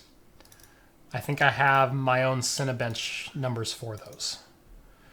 So bear with me. It might be a 6400. I don't remember. i5 6500. Oh, there you go. There's your, right there. Yeah. So in my benchmarks, an i5 6500 scored a 549 in Cinebench. A 2400G, where's it at? Or sorry, 2200G scored a 592. So a little bit above it. It is a slight upgrade, although overclocked I scored a 608. So it is a better performing chip. Is it worth spending the $170 on a board and CPU combo for what is less than 10% performance difference? I would say no. Yeah. Honestly, if you're gaming, your GPU is going to make a way bigger difference. Yeah. So if you have so on that question, what graphics card do you have? I guess would be my question there. I couldn't disagree more about the 8400. You're allowed to disagree. Yeah. Totally allowed to disagree. I mean, this is America. 8400 goes to 4 gigahertz, but not across all cores. It only does that on a couple cores, and if you watch game loads, it'll hit one core, and it'll jump to another core, and it'll jump to another core. And so, yeah, those individual cores will jump to 4 gigahertz, but if you have a sustained load, they hit 3.8 tops, and yeah. I think the 8400 is overpriced for where it's at in the market, based on its speeds. Mm-hmm. I just do. So, yeah, what graphics card do you have? Hey guys, love the channel. Just wanted to say what's up from Atlanta. Hello. Atlanta. You guys are up late. Is that the 603? Yeah. Yeah. God, what is it? That American Dad joke. They're making necklaces and crafts or something like that. And a popular accessory is putting the area code from whence one came on the necklace. Atlanta 603 is a popular option. 1066 gig Asus, yeah. I wouldn't upgrade from the 6500 to a 2200G based on a 1060. You're not going to do. You're going to get a 10% boost in CPU performance. Your GPU performance is going to be flat. Yeah, it's not going to really give you that much. For $170, save your money. Yeah, I would just wait. Yep. Got to say your content has been very helpful. Thank you, John. Since I've had experience with 2200G, do you think it'd survive long in a case like the Mini Box M350? Absolutely. In fact, You think you get one of those, right? I currently have a 2200G in this. And in fact, I had a Noctua NL9A AM4 on this for a little while. But this is an Axiom TS Mini case. That's nice, compact. It's a super compact case. This is actually a micro ATX motherboard. Yeah, that makes sense. Yeah. Yeah, not a mini ITX. It's a micro ATX. Yeah, no, that makes sense. But yeah, this is where my 2200G lives right now. I took the heatsink off for doing some testing on some other boxes, but yeah, only 65 watt TDP. Even overclocked, I was drawing like 72 or something like that. Even That's still really even good. full on the yeah, you're gonna be fine. All the 2200 need. Sorry, all the 2200G needs is a slight breeze to keep it cool. Keep it, yeah. It's not a demanding CPU You can at get all. there, just put a box fan next to it. Yep. It's fine. Yep. 404. Close enough. 404, okay. You got too many area codes there, man. Yeah. Too many people live there. Not like Portland. We have 2. We got the 503 and the 503. 971. Yep. And then in the southern half of the state, southern and eastern. So basically, Oregon in the northwest corner is the 503, and then the other 3/4 of the state are the 541. Yeah, the 971 is 971 is mobile. mobile Yeah, stuff, it's mobile area codes. Yeah. So 2200G would make an amazing HT-PC. Absolutely, it would. I actually did a 4K HDR video playback on it, and it did fantastically. So I'm out now. looks like an Xbox. Yes, it does look like an Xbox. It's actually almost the exact same size. I think it's smaller than the Xbox One X. It might be smaller than the Xbox One X, but it's, I think it is. Yeah, super small little case. So, which I actually did a full review of over on Modders Inc. If you want to go check that out, Modders Inc. YouTube page or modders-inc.com. Got to plug my own stuff where I can. Cheers from Nebraska. Oh, in the middle of the country there. Yeah, Auburn, Alabama. Where are you guys all from? Shout out. Shout it out. Shout out. We're just burning time at this point. Yeah. I don't care what else happens. Any plans for the weekend, Steve? This weekend, no. This last weekend, I did nothing.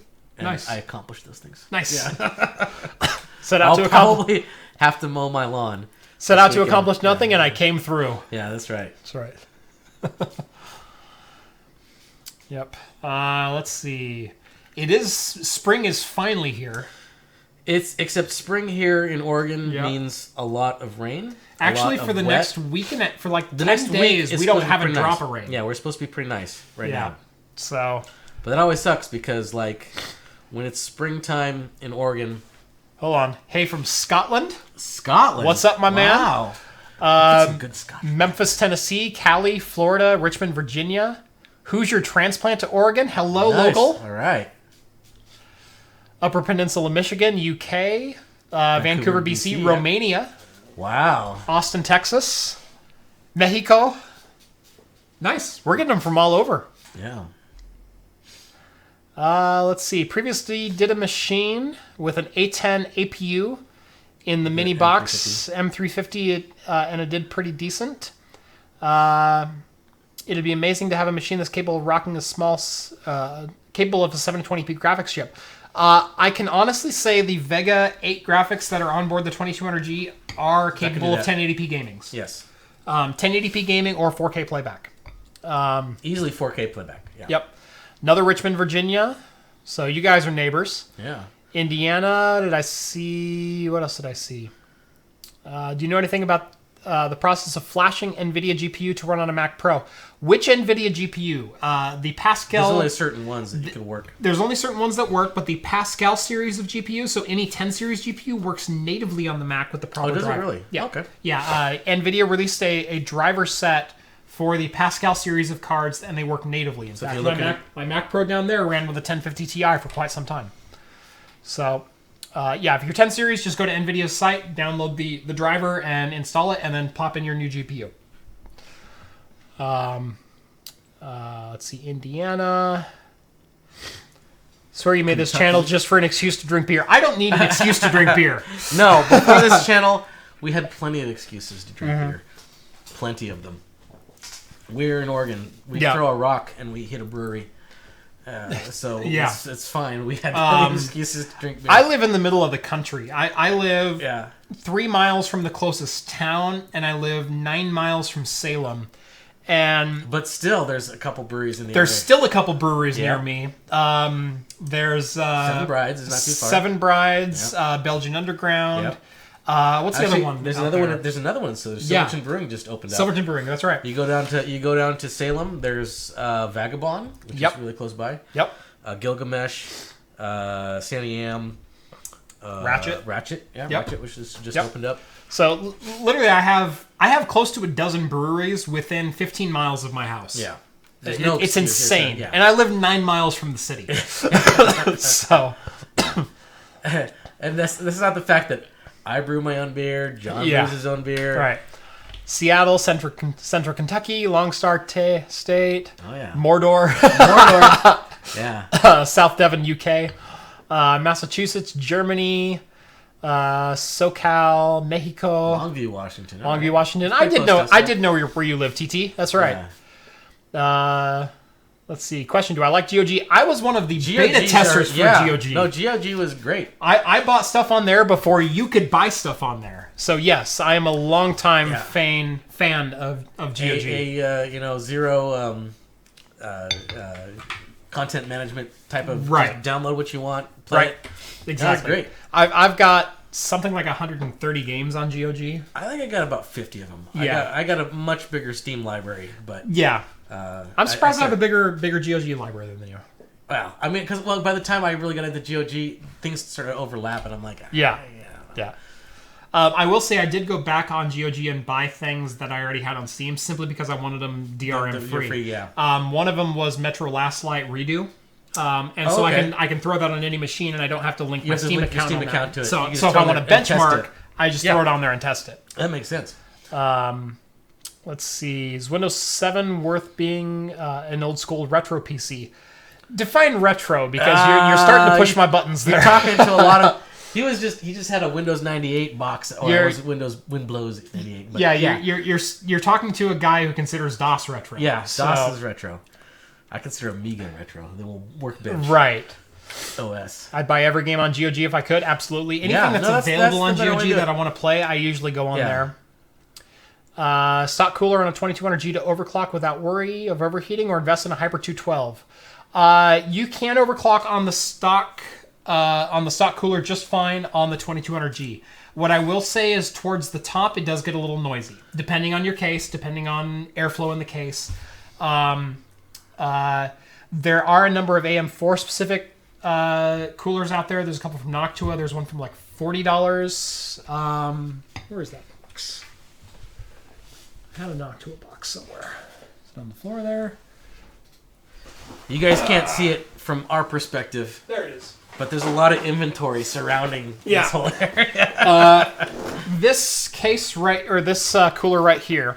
This is the Noctua NH-L9A AM4. It is an AM4 specific Noctua cooler. It's $40 and it is kick butt for the APU platforms. I wouldn't go any higher than the APUs on this, but I think this thing spun at 900 RPM, kept my CPU at 60 degrees Celsius, and I never heard the dang thing. Yeah. I mean, really? It's was incredible. That good, huh? Yeah, it's only a 65 watt TDP, so if you put like a 1600 on there, it's not going to handle it. Yeah. But yeah, this is a great cooler for that. And again, Modders Inc., I've done a full review on this cooler. So, let's see. What do you do when a product on Amazon says it fries your components, but at the same time there are a ton of good reviews as well? I would chalk that up to either an idiot who doesn't know what he's talking about on the Amazon review site. Yeah, it's just like a fluke thing. Yeah. When someone says, you fried my computer, no, you're a dumbass. Yeah, that's obviously reserved for people who go watch Jay's 2 cents video on ESD protection on modern components, and you'll see what I'm talking about. It's like somebody who just went and took their feet and rubbed it on shag carpet, right? And then tried. I was wearing wool socks on shag carpet, and that USB thing fried my computer. It was the USB that fried it. It wasn't me. Bull. Yeah. Yeah. Let's see. Have an Noctua for 2200G, and it's great. Yep. I was working on a 775 PC today. Wow. I feel your pain. That sucks, man. Games from 90 to 2009. I'm searching for old games. Oh, really? Okay, that's actually kind of interesting because that's a broad spectrum of games because you're covering 3 different OS architectures and that's dozen different CPU That's going from architectures. DOS to Windows at the time. Well, that's going from DOS to Windows 7. To 2009 is yes. Yeah. Yeah. Well, but the biggest leap is going from DOS to Windows. Not even from DOS to Windows 3.1.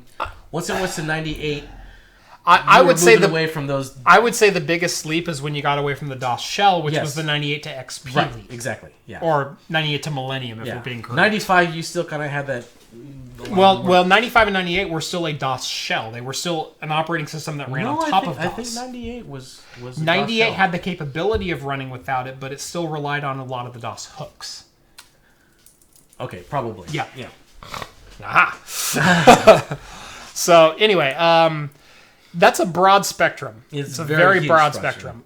It's going to come down to individual games and what they can do, what you can do with those games, if they're compatible with a modern OS. If you're looking for retro gaming, I would certainly install a 32-bit OS rather than a 64-bit flavor of Windows 7. You're going to have more success. You're going to have better success inside of Windows 7. If you're looking to run really old games like from the 90s, I recommend DOSBox. DOSBox is fantastic. DOSBox is fantastic for emulating old DOS games, and that works great for all the old classics that I know of. I don't know of any obscure ones that may or may not work on it, but... Remember DOSBox, guys? I'm member. I remember. I do remember shareware. I had Duke Nukem 3D in shareware. Oh, yeah.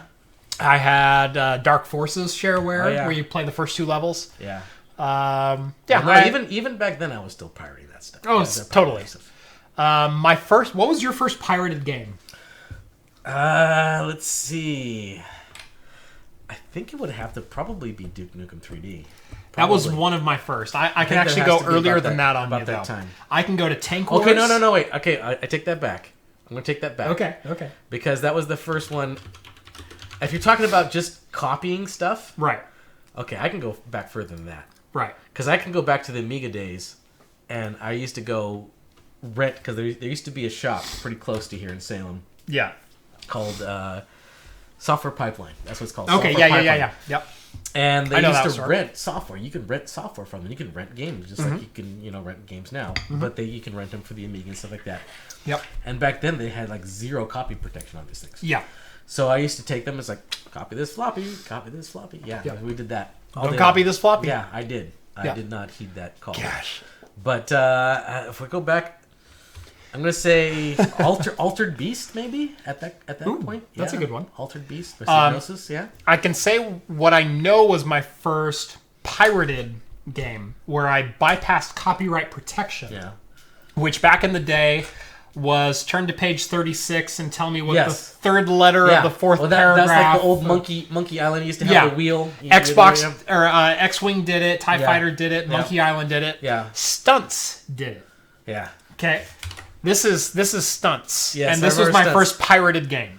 Yeah. And their copy protection system was that if you didn't enter the copy protection correctly, you would get 3 tries to do it.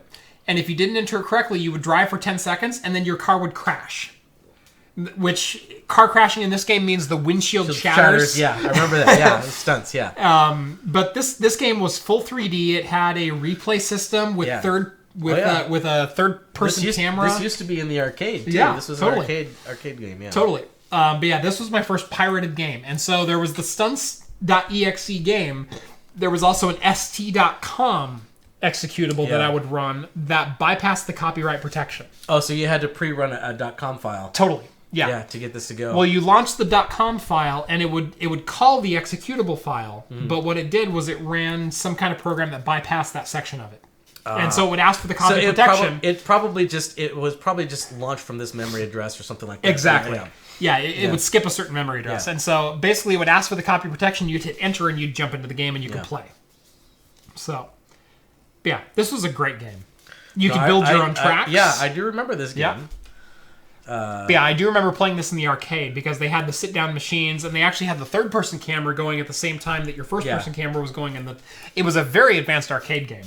I do know that much. No, I remember this arcade game. So, yep, that was my first pirated game. Duke Nukem 3D was probably the second one. Yeah, no, that was everybody pirated. Everyone pirated that one. Pirated the hell out of that thing, and it was fun. Well, actually, no, I had Dark Forces. I pirated Dark Forces. Did Dark Forces come before Duke Nukem 3D? I think they were close. They were close. I had a photocopied manual for Prince of Persia, so I could bypass the copy protection. So you could look up the pages. Yeah, and that predated Duke Nukem. Yeah. Yeah. Okay, so that might have been before that. But I definitely think, because Altered Beast, I think, came out in the early 90s. Yeah. 93? I'm going to say 92. Look up Altered Beast when it came out. Well, this is for the Amiga. No, not Altered Beast, not Altered Beast. I'm thinking of Altered Beast. 88 was Altered Beast. Yeah. No, not the arcade game. The Psygnosis one. For the Amiga, not Altered Beast. Gosh, why can't I remember the name of this thing?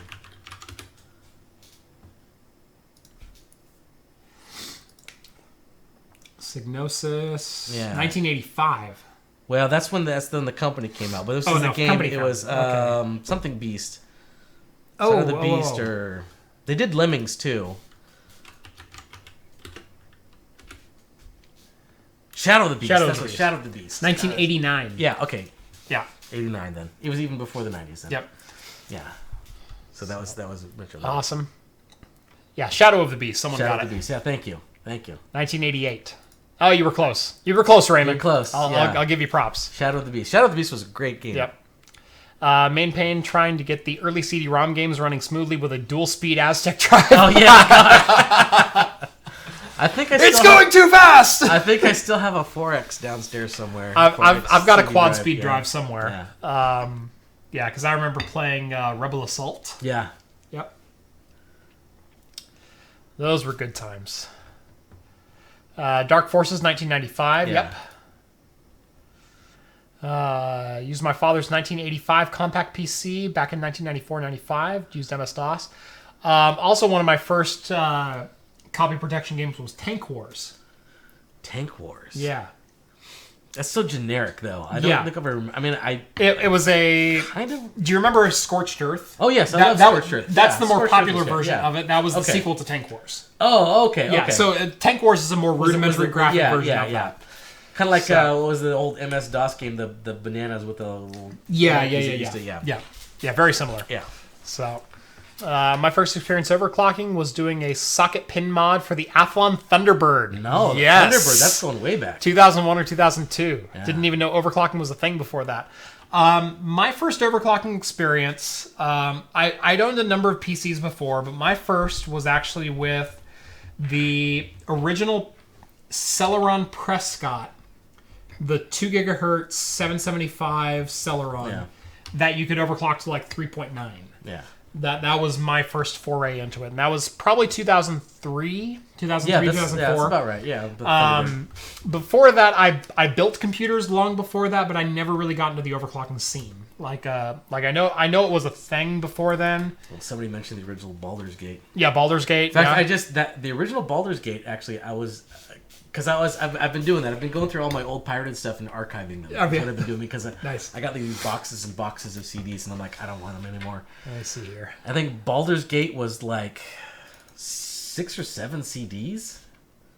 Yeah, there you go. No, mine's bigger than that. Mine's way bigger. Oh, I know yours is. I haven't copied all my CDs yet. Okay, you haven't. I haven't even gotten. I just got through my boxes. I haven't gotten through all my folders. So I have like 5 more folders to get So I'm through. going down my thing here. I've got a couple old games. I've got Deer Hunter 5. Oh yeah, Deer Hunter 5. Yeah. Let's see. I've got Diablo and Diablo 2. Yeah, of course. Yeah, I got those too.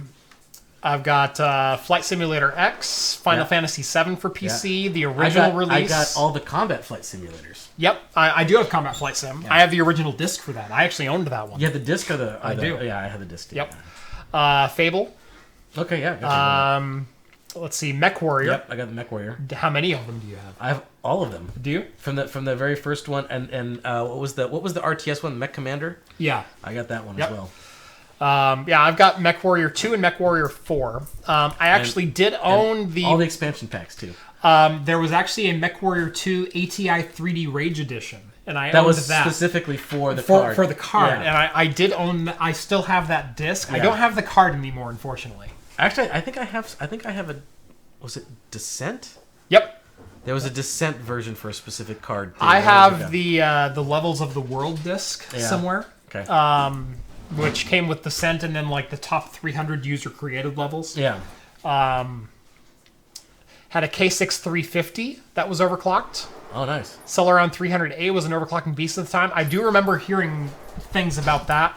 I did own a K6 2475, which was just the 550 with a lower front side bus. Yeah. So actually, I did overclock the K6 because I bypassed the front side bus on the motherboard and went to 133 instead of 100 megahertz. That was back in the day when you had to physically. Yeah, when you were swapping jumpers. Yeah. Yeah, that was back in the day. Yeah. So I guess my first foray was getting the K6 2475 up to about 600. That was back if you didn't know what you're doing. You can like totally fry that. Oh yeah, you jumped the wrong jumper. You jumped the wrong jumper, and you're like frying that thing. Now the magic smoke is out. Yeah, you can't get that back in. Thing. Let's see. 133 megahertz with a turbo to 166. Oh, yeah. Let's see. Athlon MP, yeah. Diablo 1 now at 1440p is so janky. I agree. I actually tried to play back through Diablo recently. I know. Those, well, because I think, what was it, the original resolution on it was like 480 or something like that? It was pretty low. It was 640 by 480. Yeah. Yeah, K62 was my first PC build. That was one of the first PCs I built from scratch. I built a K62 475 from scratch, where I actually went out and bought each component individually. Hellgate London, 2007. I remember going to E3 and meeting the developers from Hellgate London. Yeah, that was pretty fun. Too bad it didn't go anywhere. Yep. Someone says slot A 700 megahertz AMD. Oh wow, that's a chip I haven't heard of in a while. Okay, did you see that picture I posted on Discord from the Russian dating website? Probably. I think right prominently in the front was a slot A AMD. Oh yeah. On the picture, yeah, it was pretty good. You probably have to go back. It's a ways to go. It's a ways. Oh, there. No, you just passed it up. There it is, right there. Yeah, those are Athlon slot A's. Yeah, slot A's. Yep, he's got a bunch of Athlon slot A's there. Yeah, there's some Pentiums in that mix. There's also some slot A's. He's got a whole bed full of like just processors. That's hilarious. Oh, he's got some Cyrix. Yeah, look at that. He's got some old stuff in there. Wow. SWAT 3 or SWAT 4. I actually played all of the SWATs. Oh, I loved SWAT. Yeah. Those were great. Especially SWAT 4 when you got the tasers. Yeah. They were not... I loved SWAT because it was infinitely replayable. And because every single map, the loadout was random as far as the enemies go. Yeah. And so there wasn't always an enemy around corner 2. Yep. So as I alluded to, I'm playing Doom and I'm walking through and I can do the first 7 guys without looking at the monitor with a pistol. Playing SWAT, you have to be on top of your game because they are always... It doesn't matter. Yeah. You could know it's the map, all RNG. but you don't know. Yeah. Right. No, that was a LAN party favorite right there. SWAT 4 was, definitely. And I don't think that's one of those things they don't distribute anymore. VIA CPUs suck too. Yeah, I have owned some VIA CPUs in my life. I had a VIA 1 gigahertz HP tablet. Oh, yeah? Yeah. It was an HP compact with a VIA 933 or something like that. And they just rounded up to 1 gigahertz. Yeah, they later came out later that year. Ready or Not is the new SWAT. I've never heard of Ready or Not. I've never heard of that one. But yeah, HP later reintroduced... It was the T1000 HP tablet, and they later reintroduced that as the T1100, and they put a Pentium in it. Yes, okay. No, I do remember those tablets. Yep. Yes. Yeah, I had the VIA. Those are some of the model very early HP tablets, yes. Where they were active pens, and that's the only... they weren't capacitive or resistive. You required the active pen. You had to have the stylus, yes.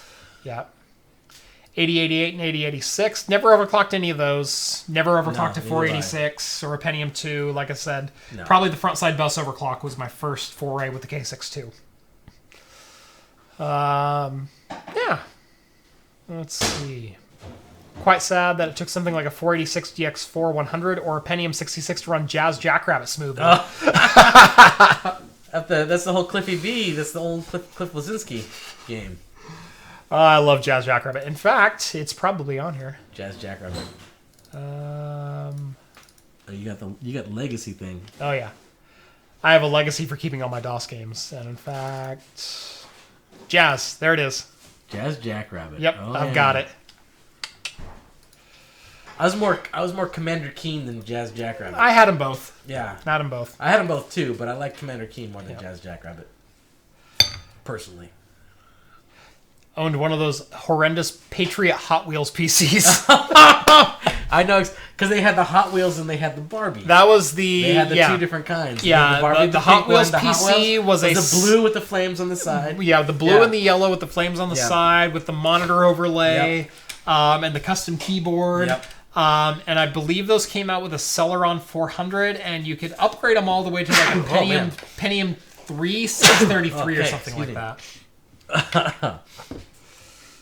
CD Jazz. Oh yeah. Yep. SWAT was the first game where wind was a factor. Wind and bullet drop. Yes. Yep. Mm-hmm. Well, okay, I don't know. I think in some of the early Crap, what was that game? I'm pretty sure that they had the Delta Force, where they had the voxels, wind and drop.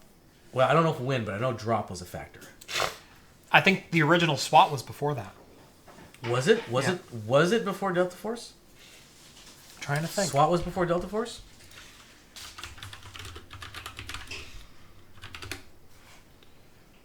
Delta Force video game was September 1998. Yeah. And It might have been Delta Force 2 that they did the bullet drop, though. yeah. So they may be right, but I do remember one of the Delta Forces where you had to take bullet drop into account. SWAT 4, Police SWAT, video game series. I don't know. I think somebody could probably find. Oh, wait. Police Cast SWAT 1995. Oh, okay. Yeah. Yeah, SWAT 2 came out in 98, so similar timeline. Yeah. Yeah, I remember playing all of the original SWATs. Yeah. So. Cool. Command and Conquer on a land game, yeah. That's all my good stuff. Oh, you haven't lived until you've played Warcraft over dial-up. Oh, yeah. No, I remember playing Warlords over dial-up. Yep. Even that, yeah. That even predates Warcraft. Yep. Yeah, meeting someone on a BBC or BBS and going to BBS. Yep. It's like, hey, you want to play some Warlords? Play some Warlords? Okay, what's your phone number? do you live close to me so I don't get long distance charges? My mom's going to be really mad if it's long distance. Not that the game's going to be that long. Those games were...